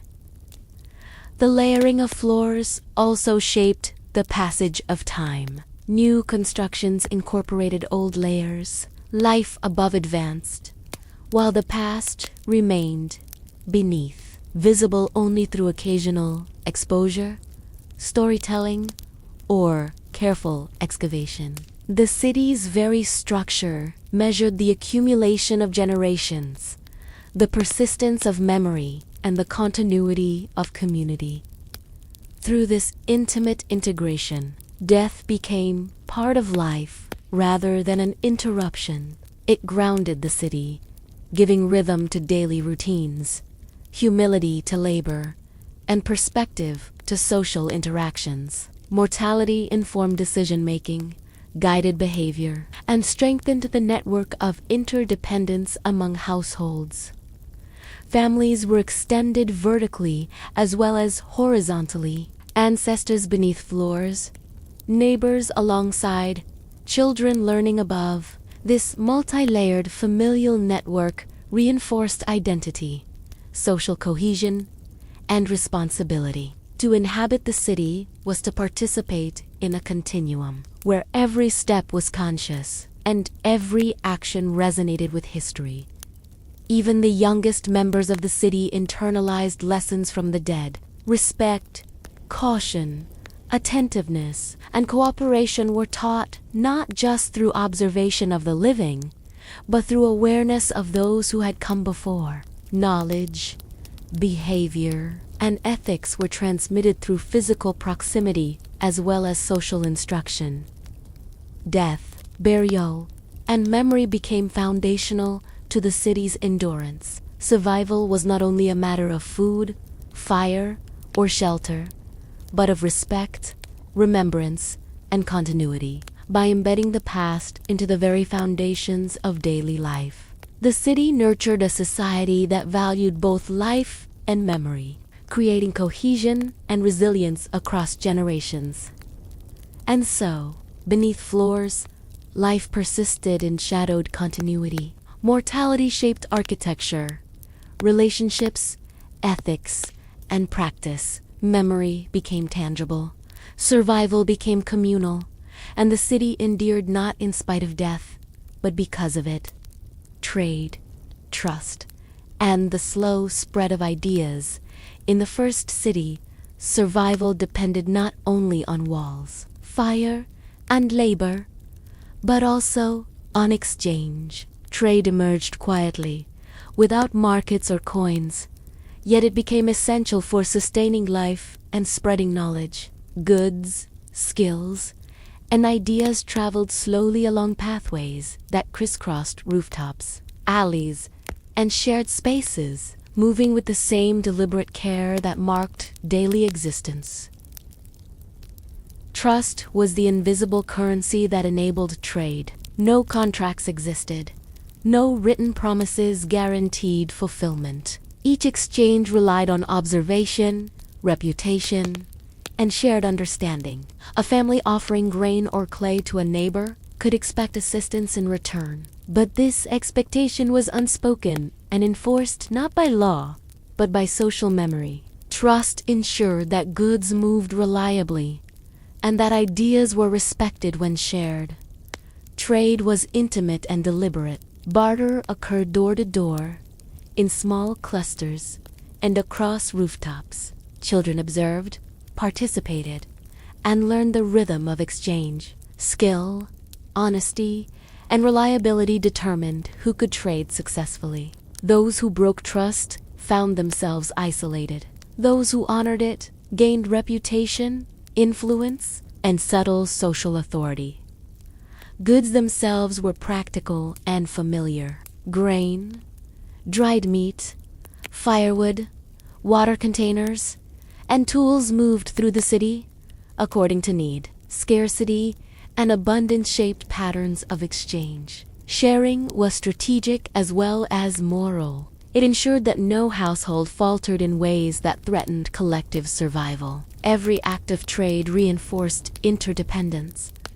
Ideas traveled more slowly, yet no less importantly, techniques for storing food, tending fire, building walls, or navigating rooftops passed from household to household through demonstration and careful observation. Knowledge could not be hoarded. It belonged to the community once proven effective. This exchange of practical ideas strengthened resilience, improved efficiency, and reduced the risk of catastrophe.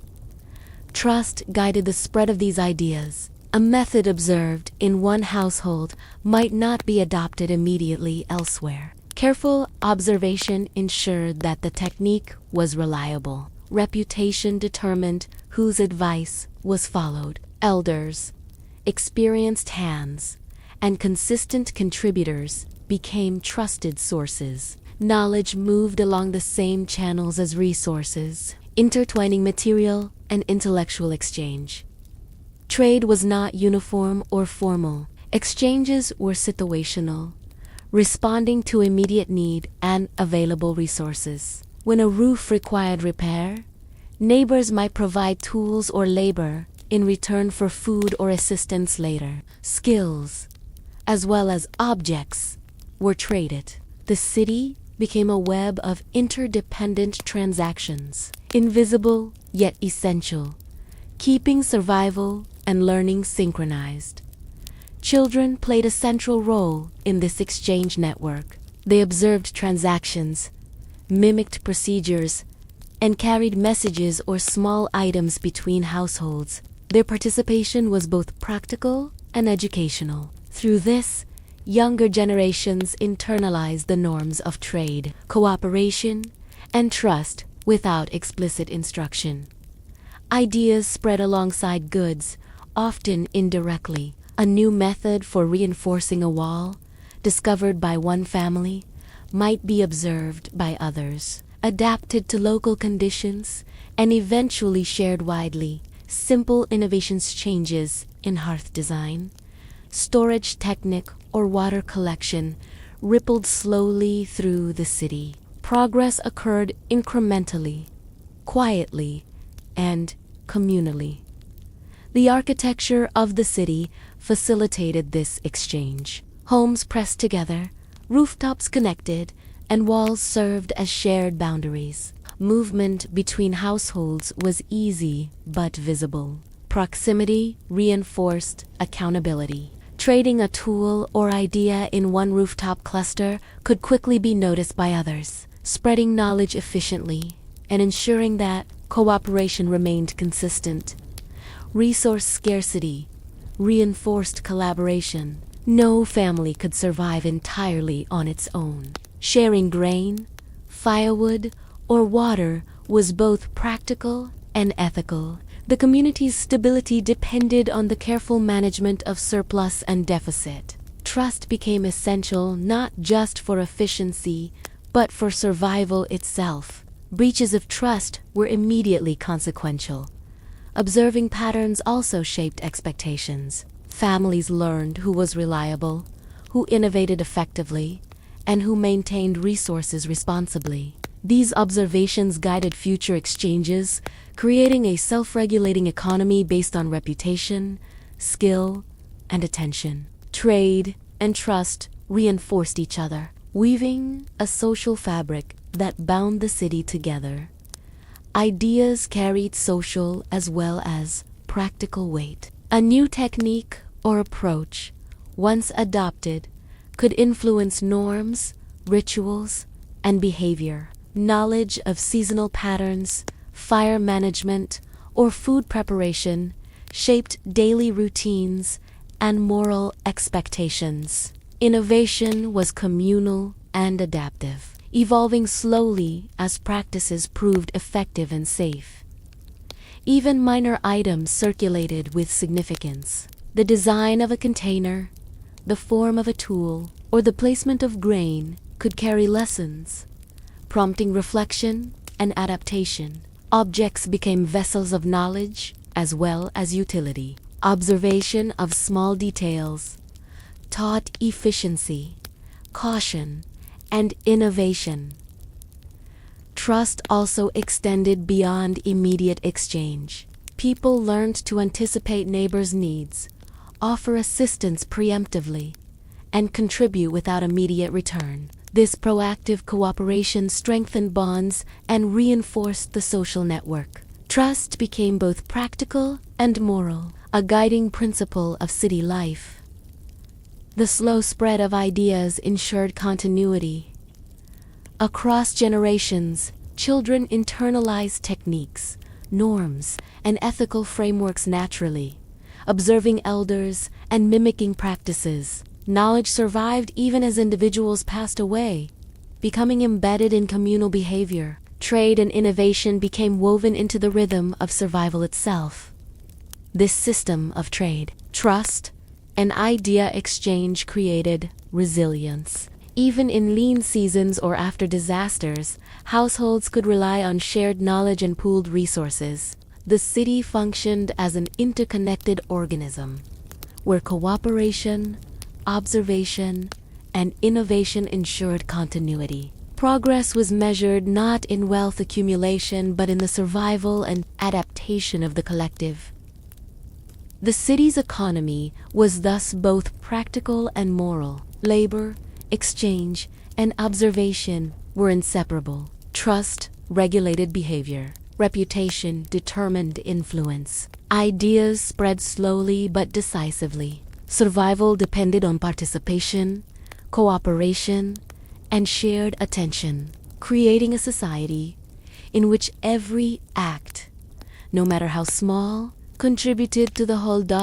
Through trade and the careful circulation of knowledge, the city learned to adapt to changing conditions. Methods improved, resources were managed, and relationships strengthened. The rhythm of exchange, built on trust and observation, became an invisible backbone of the community. It ensured that the city could endure, learn, and evolve slowly, day by day, generation by generation. And in this way, the first city, small, dense, and intimate, grew, not only in walls, but in knowledge, trust, and the quiet, patient accumulation of wisdom. Conflict without armies and order without law. In the first city, order did not arise from force. There were no armies, no kings, no magistrates to dictate behavior or punish transgression. Yet life persisted, and the community endured. Conflict existed, as it always does among humans. but it was managed in subtle, decentralized, and largely self-regulating ways. Disagreements arose over resources, labor, space, and interpersonal tension. A mismanaged fire could threaten neighbors. Unequal contributions to collective work might create resentment. Mistakes in food storage or wall repair could imperil entire households. Every small error carried consequences that rippled across the city. Resolution relied on observation and negotiation. Residents learned to assess disputes quietly, often intervening directly or indirectly to prevent escalation. Proximity allowed for constant monitoring of behavior, and repeated interactions established norms. Those who consistently disrupted harmony were noticed and adjusted through social pressure rather than force. Reputation, built through reliability, attentiveness, and cooperation, became a central mechanism of social control. Individuals who acted recklessly or selfishly risked exclusion. Families and neighbors quickly learned to calibrate behavior to maintain standing in the community. Survival depended on maintaining trust, and trust enforced rules more effectively than any army ever could. Mediation was often informal. Elders, experienced hands, or highly respected individuals offered guidance during disputes. Their authority was situational and earned rather than imposed. Advice, demonstration, and gentle correction shaped behavior, diffusing tension without resorting to coercion. Observation alone reinforced learning. Witnessing reconciliation taught younger residents how to act responsibly. Proximity reinforced empathy. Seeing the immediate consequences of neglect or aggression encouraged restraint. A child who mismanaged a fire or roof repair witnessed the effect on neighbors' well-being. Adults understood that their decisions could create suffering for friends, family, and dependents alike. Awareness of interconnectedness regulated conduct without written law. Resource allocation frequently sparked conflict. Grain, water, and fuel were precious. Hoarding threatened survival, yet scarcity also fostered cooperation. Exchange networks, shared labor, and careful observation mitigated tensions. Conflict was managed not by decree, but by practical necessity, creating a culture in which restraint, negotiation, and mutual aid became second nature. Disputes over personal behavior were also common. Close quarters exposed habits, idiosyncrasies, and social failings. Noise, negligence, or perceived slights required subtle handling. Gossip, persuasion, and small acts of compensation diffused potential crises. Social norms, observed and internalized over years, guided responses. Informal sanctions, such as exclusion from shared labor or attention, maintained cohesion more reliably than coercion could. Physical space influenced conflict resolution. Shared rooftops, adjoining walls, and clustered homes created transparency. Actions were visible. Missteps were quickly noted. This constant observation encouraged moderation. People learned that private errors could have public consequences, reinforcing adherence to communal expectations. Conflict also prompted creativity. Solutions emerged from negotiation rather than force. New methods of resource allocation, joint labor, or spatial management arose as compromises. Innovation was practical, tested by necessity, and gradually absorbed into the city's informal regulations. These adaptive practices enhanced resilience, allowing the community to survive without codified law or military enforcement. Even minor disputes carried lessons. Children watched interventions closely, internalizing strategies for negotiation, empathy, and fairness. Lessons were absorbed through demonstration rather than instruction. Conflict became an instrument for social education, shaping behavior, reinforcing trust, and teaching the value of collaboration. Order emerged organically. Invisible rules: reciprocity, attentiveness, shared responsibility, and respect structured interactions. Participation in labor, trade, and communal rituals enforced social norms. Deviations were corrected by subtle mechanisms: observation, gentle admonishment, and peer guidance. The city's internal cohesion relied on habitual adherence to these norms rather than formalized authority. The absence of armies or formal law encouraged self-regulation. Residents developed situational judgment, anticipating consequences of their actions.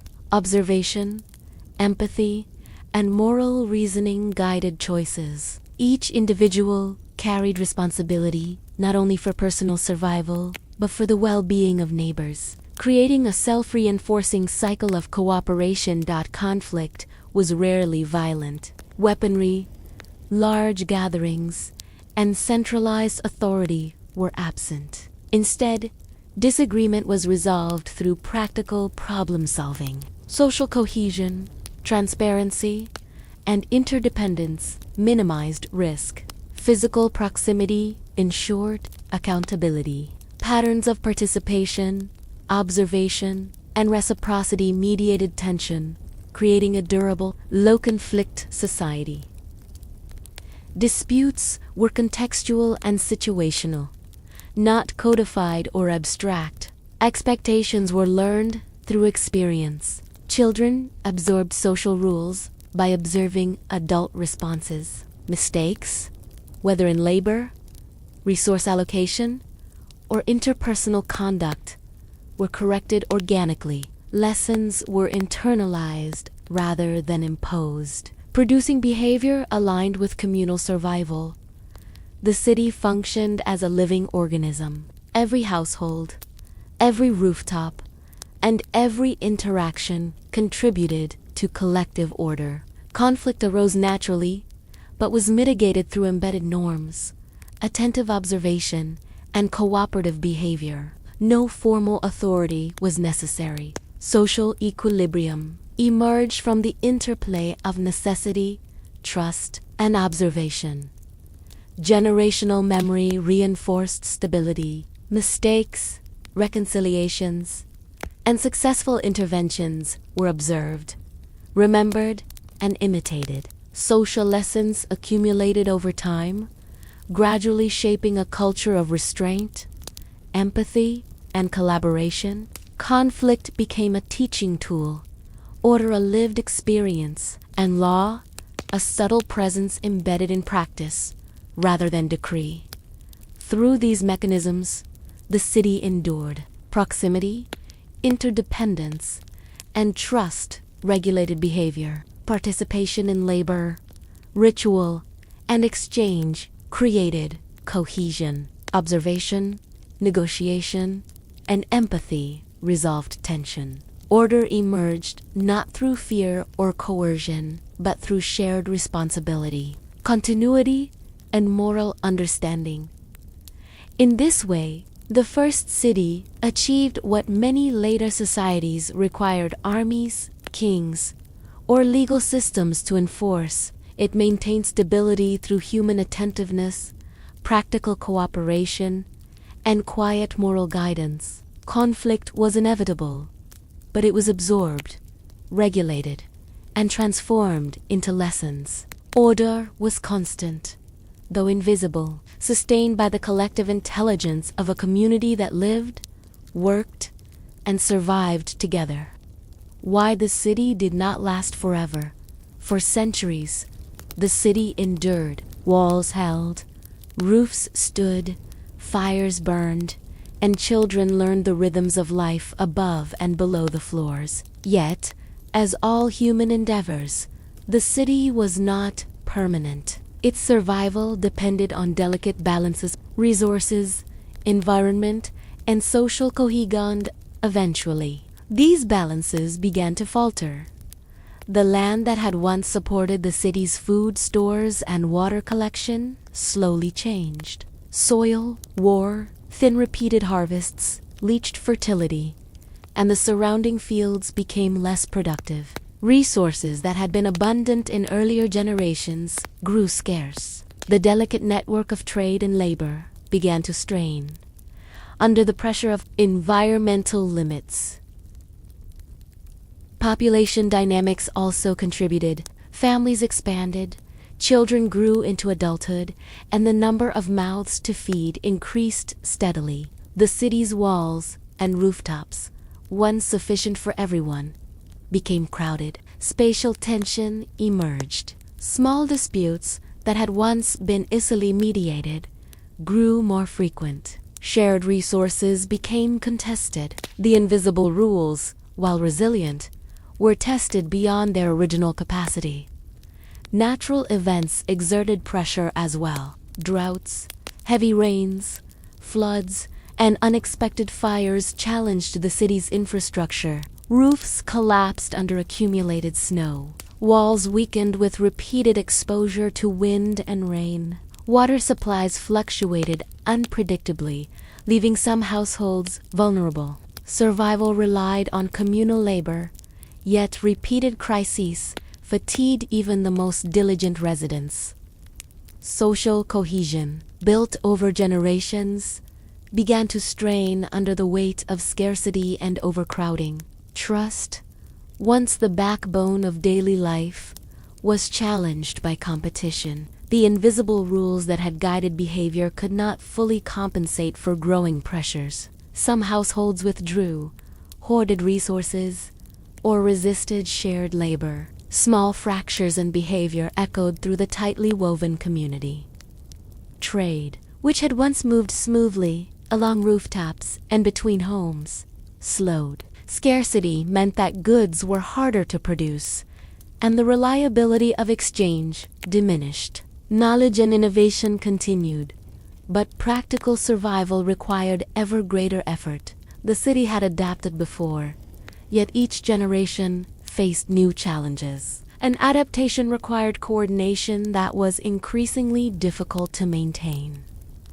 Disease became another hidden threat. Close quarters, dense populations, and shared resources made the spread of illness inevitable. Even minor outbreaks disrupted labor, trade, and attention to infrastructure. The city's resilience, remarkable for centuries, began to erode under these compounded pressures. Death, once an integral part of life and memory, now claimed more frequent and visible victims.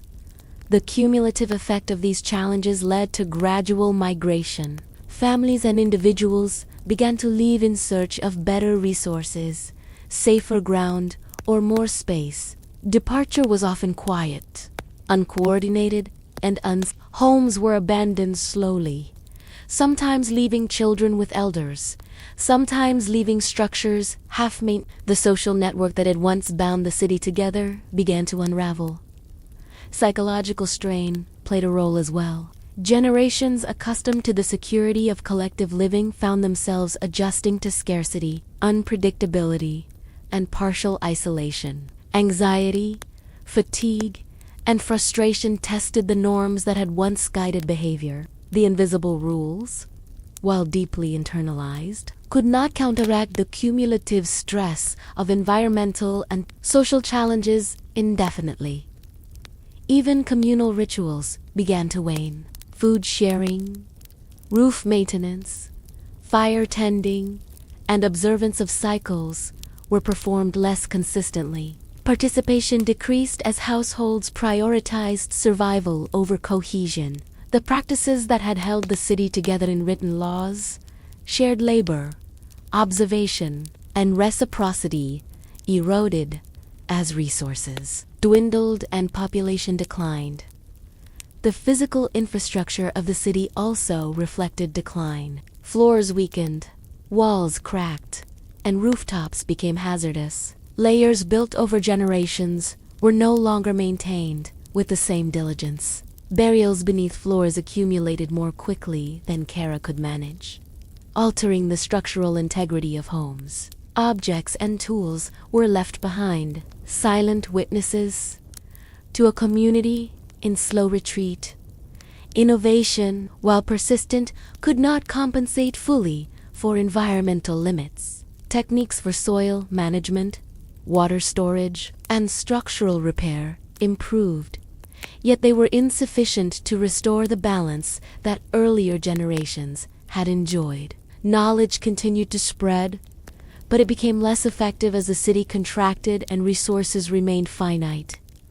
Internal migration within the city created pockets of stability and areas of neglect. Some neighborhoods remained inhabited longer, while others were abandoned first. The density of population shifted, and communal life became fragmented. Cooperation persisted locally, but lacked the global cohesion that had sustained the city for centuries. Fragmentation made resilience more difficult. External pressures also influenced decline. Neighboring communities or nomadic groups occasionally interacted with the city, bringing both opportunity and threat. Exchange became more sporadic, and the risk of conflict, however low, introduced uncertainty. The city, once self, began to feel the effects of forces beyond its walls. Memory of past stability created tension. Elders recounted a city that had functioned in harmony, where trust and shared labor ensured survival. Younger generations, struggling with scarcity and fragmentation, recognized the contrast. Nostalgia reinforced a sense of loss, but offered little practical remedy. The city, though rich in history, could not restore itself through memory alone. Ultimately, decline was incremental. There was no single catastrophe, no sudden collapse. Instead, it was a quiet, steady process. Fewer children, fewer shared meals, less labor devoted to maintenance, and gradually empty rooftops and silent walls. The city's decline mirrored its rise, organic and unobtrusive, reflecting the limits of human adaptation in a fixed space. Departure was often pragmatic. Families moved to more fertile land, safer terrain, or areas with better water access. Those who left carried with them knowledge, skills, and memories. Even as structures were abandoned, the social and practical lessons of city life persisted beyond its walls, embedded in the people who dispersed. In this way, the city did not end abruptly, but dissolved quietly. Its walls remained, often partially intact, a testament to ingenuity, cooperation, and resilience. Yet the community that had animated the city gradually vanished. Survival, once collective and assured through proximity, became dispersed and individualized. The city's impermanence reflected a simple truth.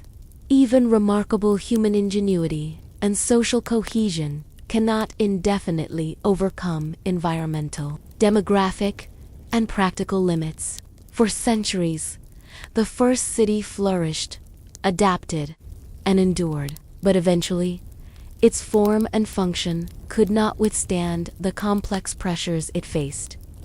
Yet, though the city itself did not last forever, its influence endured. Knowledge, practices, social norms, and innovations carried forward by those who departed spread to other communities. The first city's legacy lived on in the methods of building, labor, trade, and communal care that shaped subsequent generations and distant settlements. Even in abandonment, the city told a story. Its walls, floors, and rooftops preserved memory, innovation, and social structure. Archaeology would later reveal this silent testimony. Though the living had left traces of their existence, their knowledge, and their society endured, offering lessons to those who came much later. In the quiet decline of the city, one could see both the limits of human habitation and the remarkable adaptability that had sustained life for centuries. It was a story of endurance and inevitability, of cooperation and limitation, of life organized around survival and social cohesion in a world without kings, armies, or formal law. The silent abandonment of the oldest walls.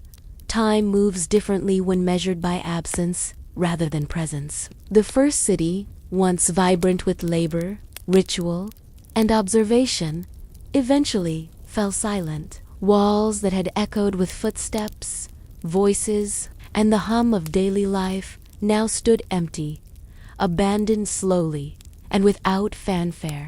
The departure was not dramatic. No flames consumed rooftops, no armies raised gates, but a quiet, persistent retreat, leaving structures and memory behind.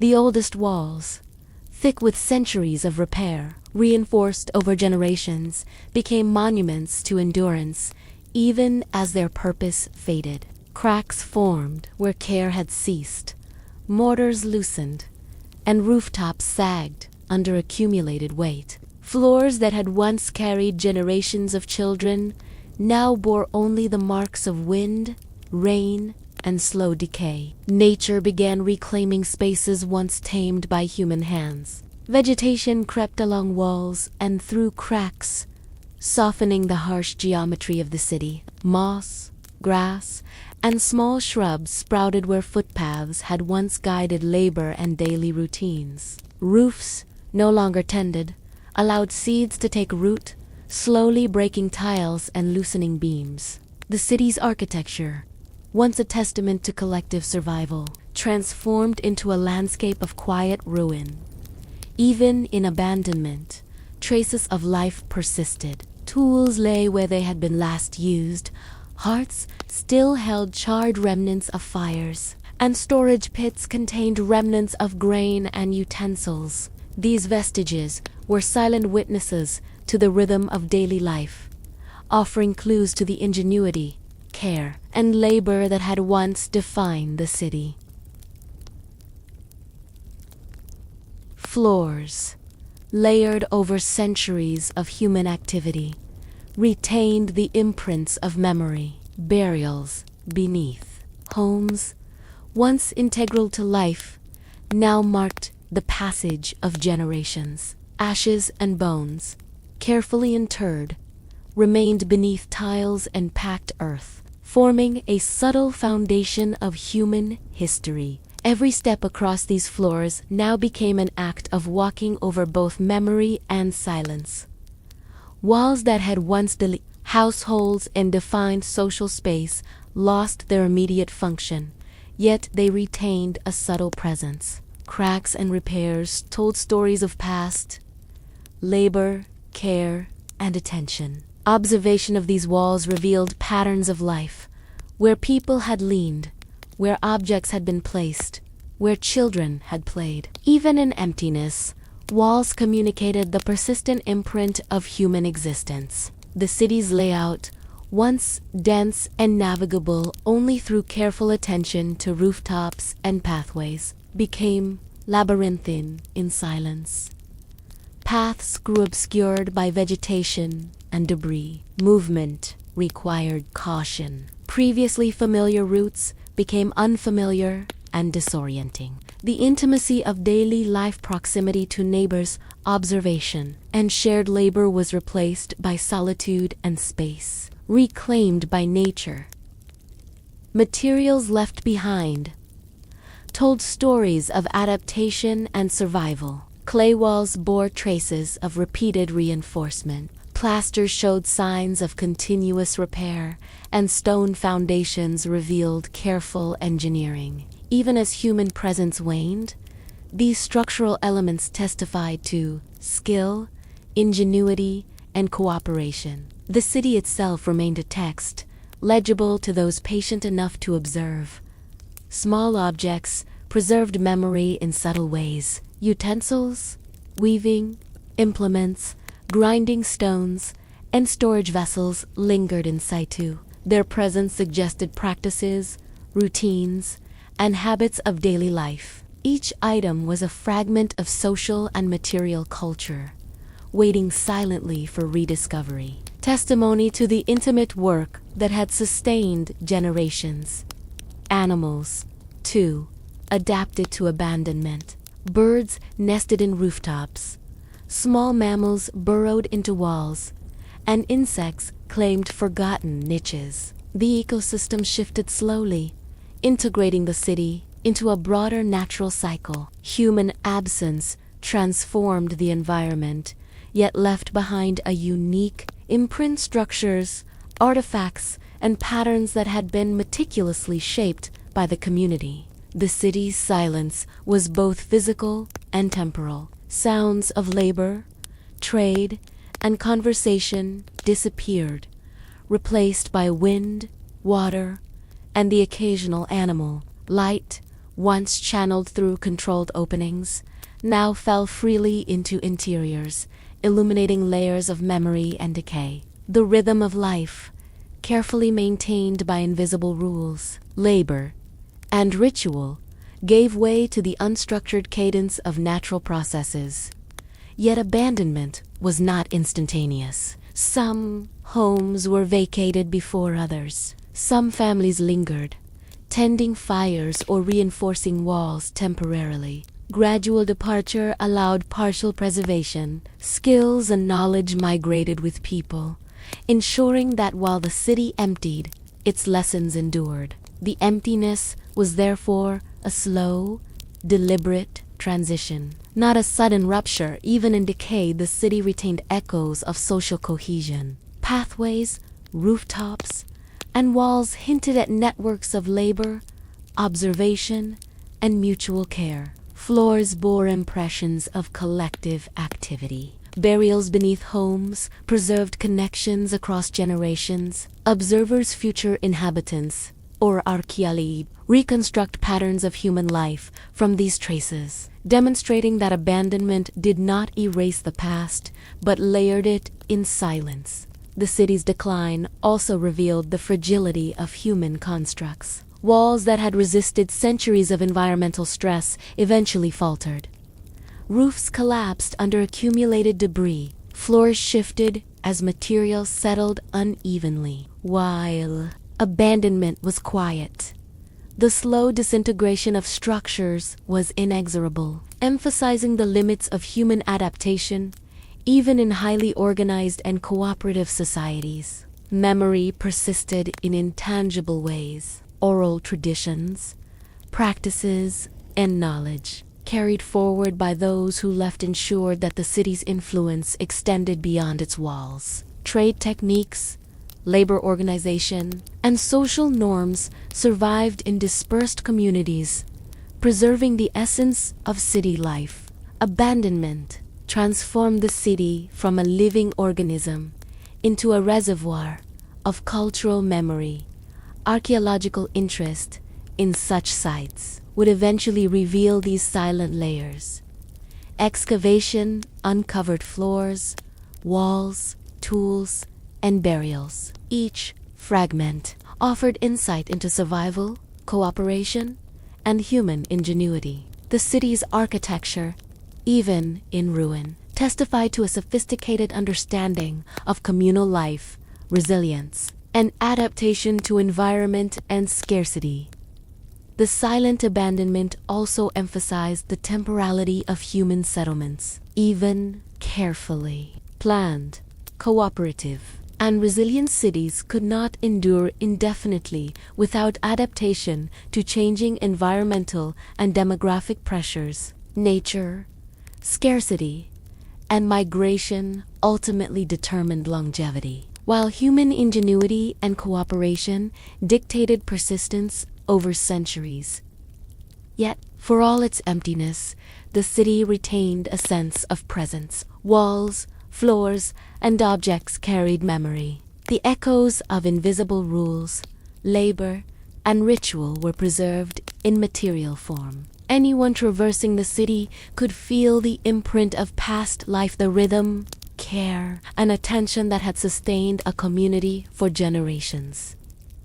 The city abandoned, yet resilient in its remnants, became both a monument and a lesson. Silent walls demonstrated the achievements of human organization, the integration of social, labor, and spiritual life, and the limits imposed by environment and time. In decay, it remained instructive, a quiet witness to the ingenuity and perseverance of its builders. Ultimately, the oldest walls stood as testimonies, reminders that human life, no matter how carefully organized, is finite, yet leaves enduring traces. Their silence carried the echoes of labor, ritual, and care, preserving memory in layers of material culture, architecture, and buried generations. What archaeology reveals about forgotten lives centuries after the city fell silent. Its remains lay buried beneath layers of soil, vegetation, and sediment. The walls, floors, and objects that had been abandoned were gradually uncovered by careful hands, revealing not only structures but entire patterns of human life. Archaeology offered a window into the past, illuminating the forgotten stories of the people who had once lived, worked, and built a community within those walls. Excavation began slowly, methodically. Soil was brushed away from floors, walls were stabilized, and artifacts carefully lifted from their resting places. Every fragment, broken pottery, charred wood, fragments of tools, and personal belongings carried information. Each trace represented not only an object, but a life, a story, a routine once performed with intention and care. Burials beneath the floors provided particularly vivid insights. Skeletal remains, carefully positioned and accompanied by objects, spoke of mortality, care, and ritual. Bones revealed age, health, and sometimes cause of death. Items interred alongside the deceased tools, containers, personal ornaments offered, glimpses of daily life, survival strategies, and cultural values. Archaeology translated these silent testimonies into narratives of human existence. Even the arrangement of homes and walls told a story. Spatial organization revealed priorities, relationships, and social networks. Rooms pressed together, shared walls, and rooftop connections highlighted patterns of collaboration, observation, and interdependence. Archaeologists could trace how households interacted, how labor and resources were distributed, and how invisible rules shaped behavior over generations. Every object was a repository of knowledge. Grain storage vessels suggested agricultural practices and dietary habits. Tools showed methods of construction, repair, and craftsmanship. Hearth remnants revealed cooking practices and techniques for fire management. These details, small in isolation, collectively painted a comprehensive picture of how a human community navigated survival in a densely packed urban space. Patterns of wear and repair indicated priorities and values. Tools repaired repeatedly revealed both necessity and care. Floors with repeated burials showed continuity of memory. Walls patched over centuries demonstrated attentiveness and skill. Observation of these material traces allowed archaeologists to reconstruct not just the physical environment, but the daily habits, decision-making, and priorities of the city's inhabitants. Artifacts also illuminated social structures and interactions. Items shared between households or found in communal spaces reflected networks of exchange, trust, and cooperation. Variations in construction or decoration revealed subtle differences in status, skill, or occupation. Even in a society without kings or armies, material culture provided evidence of social norms, hierarchy, and interdependence. Childhood and education could be inferred from traces left behind. Toys, small tools, and imprints in floors indicated activities of learning, play, and imitation. Children had participated in labor, trade, and ritual from an early age. Archaeological evidence revealed that knowledge and behavior were transmitted informally, embedded in daily life, rather than through formal instruction. Diet and sustenance emerged from residue analysis and artifact study. Grains, seeds, and charred food remains illustrated what people ate, how they stored provisions, and how they managed seasonal fluctuations. Fire pits, hearths, and cooking implements reflected methods of preparation and distribution. Archaeology made visible the quiet rhythms of survival, once so central to the city's existence. Trade and innovation were evident in the materials uncovered. Objects from distant areas or crafted with unfamiliar techniques indicated exchange networks. New methods of construction or tool design reflected incremental improvements over generations. Archaeology revealed the slow accumulation of knowledge, demonstrating the adaptive intelligence of the city's inhabitants. Burials also illuminated belief systems. Placement of objects, positioning of bodies, and repeated practices revealed early spiritual frameworks. Even in small, dark rooms, faith was expressed materially. Archaeology preserved evidence of rituals and patterns, showing how the living integrated respect for ancestors, morality, and communal cohesion into daily life. Conflict and cooperation could be traced in the archaeological record. Repairs, reinforced walls, and the spatial arrangement of households revealed responses to both environmental challenges and social tensions. Deviations, temporary repairs, or makeshift solutions illustrated adaptive strategies, revealing how a city maintained cohesion without formal law or armies. The physical evidence also revealed limits and decline. Layers of repair, followed by disuse, deteriorating structures, and abandoned objects demonstrated how environmental and demographic pressures gradually overcame the city's resilience. Archaeology could trace the slow abandon, capturing both the persistence and impermanence of human endeavor.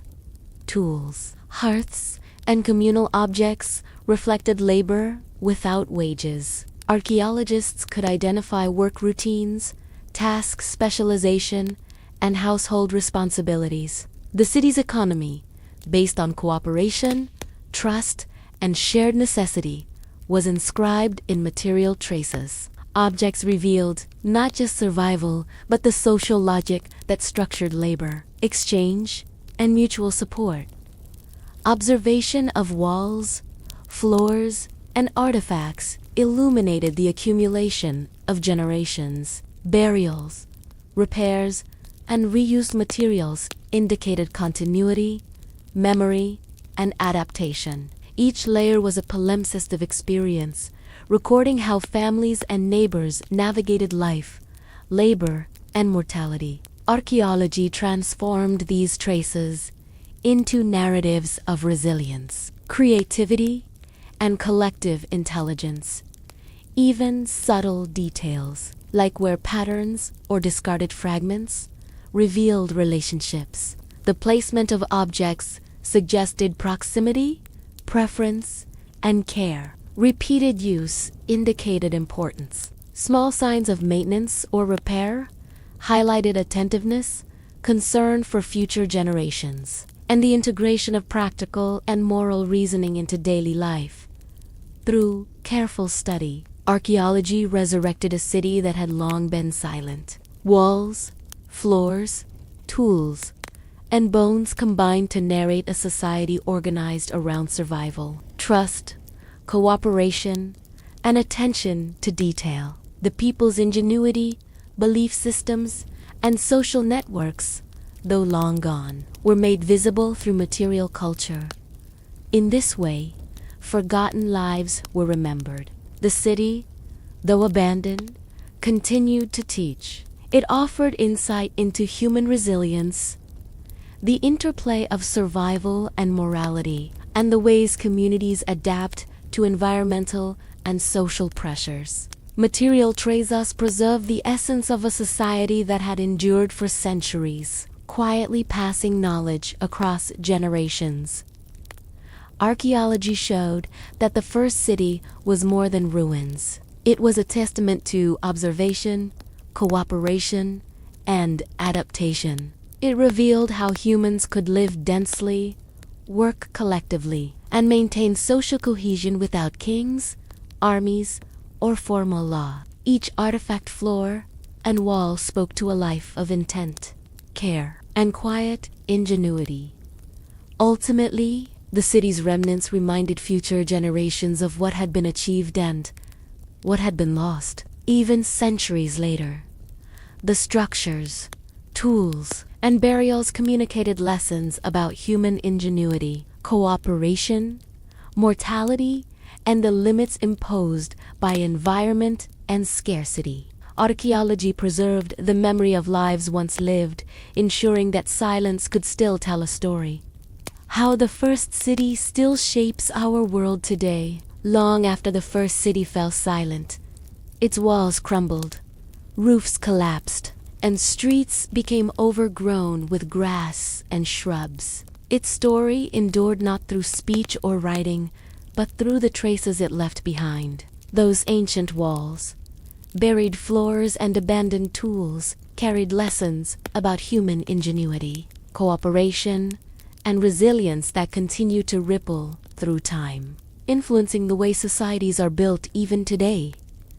The city's inhabitants had long vanished, leaving behind only the echoes of their daily lives. Floors marked by generations of footsteps, hearths still faintly charred from centuries-old fires, and the subtle remains of meals once shared. All of these fragments offered glimpses into how humans had learned to live together in harmony. Without kings, armies, or formal law, archaeology, the careful study of these remnants, became a bridge between the past and present, illuminating the rhythms of ordinary life that had sustained this urban experiment. What archaeologists uncovered revealed more than just objects. It revealed principles. The organization of homes, pressed tightly together, demonstrated an early understanding of spatial efficiency and cooperation. Rooftops that connected across buildings hinted at pathways for trade and communication, and the careful layering of walls and floors recorded generations of repair, adaptation, and observation. Even in their simplicity, these structures reflected remarkable foresight and ingenuity. Trade, trust, and shared labor were central to the city's enduring success. Archaeological evidence shows that goods, knowledge, and skills moved through the community without currency, contracts, or formalized systems. Families and neighbors relied on reciprocity, reputation, and observation to maintain cohesion. This reliance on human connection rather than coercion shaped social interactions in profound ways. Principles that still inform modern cooperative practices, community networks, and collaborative economies. The social innovations of the first city resonate even now. Invisible rules governed behavior. Norms of fairness, mutual assistance, and respect for shared space ensured that conflicts were minimized and cooperation was sustained. These lessons reveal that governance can emerge organically from shared purpose and moral accountability, offering a blueprint for societies that value collaboration over hierarchy. Burial practices and the careful integration of memory into domestic spaces illustrated a deep respect for ancestry and continuity. By placing the dead beneath their homes, residents maintained a tangible connection between past and present, teaching subsequent generations about care, responsibility, and the passage of time. Modern memorial practices, rituals, and reverence for history echo this instinct to preserve memory. reminding us of the enduring importance of honoring those who came before. The rise and eventual decline of the city provide timeless lessons. Environmental pressures, population growth, and resource scarcity eventually eroded the community's resilience, illustrating that human settlements, however ingenious, are ultimately shaped by nature and circumstance. Yet, the city endured for centuries, testament to the efficacy of cooperation, knowledge sharing, and adaptive problem solving. Its story teaches us both the power and the limits of human organization. Even the smallest artifacts reveal enduring insights. Cooking implements, storage vessels, and tools illustrate strategies of survival, skill, and innovation. They speak of everyday ingenuity, techniques developed for efficient use of resources, problem solving in response to changing circumstances, and careful attention to communal well-being. Modern urban planning, architectural design, and even workplace collaboration can trace conceptual roots back to these foundational experiments. Perhaps most striking is the city's demonstration of resilience without hierarchy. There were no kings issuing decrees, no armies enforcing law. Authority was situational, moral, and earned through skill, reliability, and trust. Families and neighbors regulated themselves, resolving conflict, sharing labor, and maintaining social cohesion through subtle observation and adherence to unwritten rules. This early experiment in decentralized organization provides a model for modern communities seeking collaborative solutions to complex challenges. Children's roles in the first city illuminate the transmission of knowledge and culture. Observation, imitation, and participation allowed young members to internalize practices of trade, labor, and ritual. Learning occurred organically, embedded in daily life rather than through formal instruction. Today, the value of experiential learning, mentorship, and observation-based education echoes these ancient practices, showing that the city's influence persists in pedagogy as well as infrastructure. The city's architectural legacy continues to inspire. Homes built to maximize shared space, rooftops serving as pathways, and walls reinforced through collective labor exemplify early principles of urban design, sustainability, and resilience. Modern cities, though technologically advanced, often reflect these same priorities. Efficient use of space, careful attention to infrastructure, and designs that encourage social interaction and mutual support.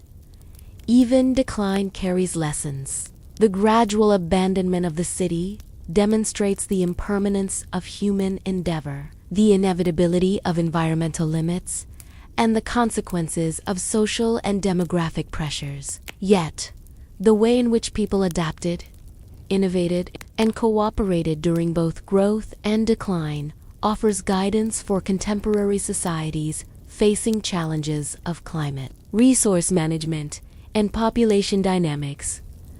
Archaeology preserves more than knowledge. It preserves perspective. The silent walls, buried floors, and scattered artifacts form a record of human ingenuity, care, and community. They remind us that ordinary lives lived with attention, skill, and collaboration can leave profound legacies. The city's story urges us to recognize the importance of collective action, shared knowledge, and ethical cooperation in shaping societies that endure. Today, the first city continues to shape our world not through continued habitation, but through ideas, lessons, and inspiration. Urban planners, historians, architects, and social theorists draw from its example, understanding that human resilience relies as much on cooperation, observation, and trust, as on technology or formal authority. Its principles resonate in the organization of modern neighborhoods, the ethics of shared labor, and the quiet yet powerful ways that human communities sustain one another. Ultimately, the first city teaches that civilization is not built solely through grandeur, conquest, or wealth. It is built through daily attention to one another, careful observation, and collaborative effort. Every shared meal, repaired wall, traded tool, and intergenerational lesson contributed to a living social fabric that, though physically gone, endures in principle and memory. Its influence permeates the ways we think about work, family, community, and survival. As we walk through the ruins or examine its artifacts in museums, we are reminded that the ordinary is extraordinary. The city's legacy is a testament to human creativity, ingenuity, and moral intelligence. The walls may have fallen, but the knowledge, practices, and social frameworks they housed remain alive. Echoing across generations, the first city, though silent and abandoned, is everywhere in our world today. Its lessons shape our societies, our communities, and even the ways we perceive what is possible when humans come together. In every act of cooperation, every effort to share knowledge, and every instance of ethical collaboration, the spirit of that earliest city endures. And in this enduring presence, the story reaches its conclusion not with grandeur or spectacle, but with quiet reflection. The first city shows us that even the humblest live thoughtfully and cooperatively, can leave a legacy that spans millennia. Its walls, though fallen, continue to speak, reminding us of our potential, our resilience, and the enduring power of collective human endeavor.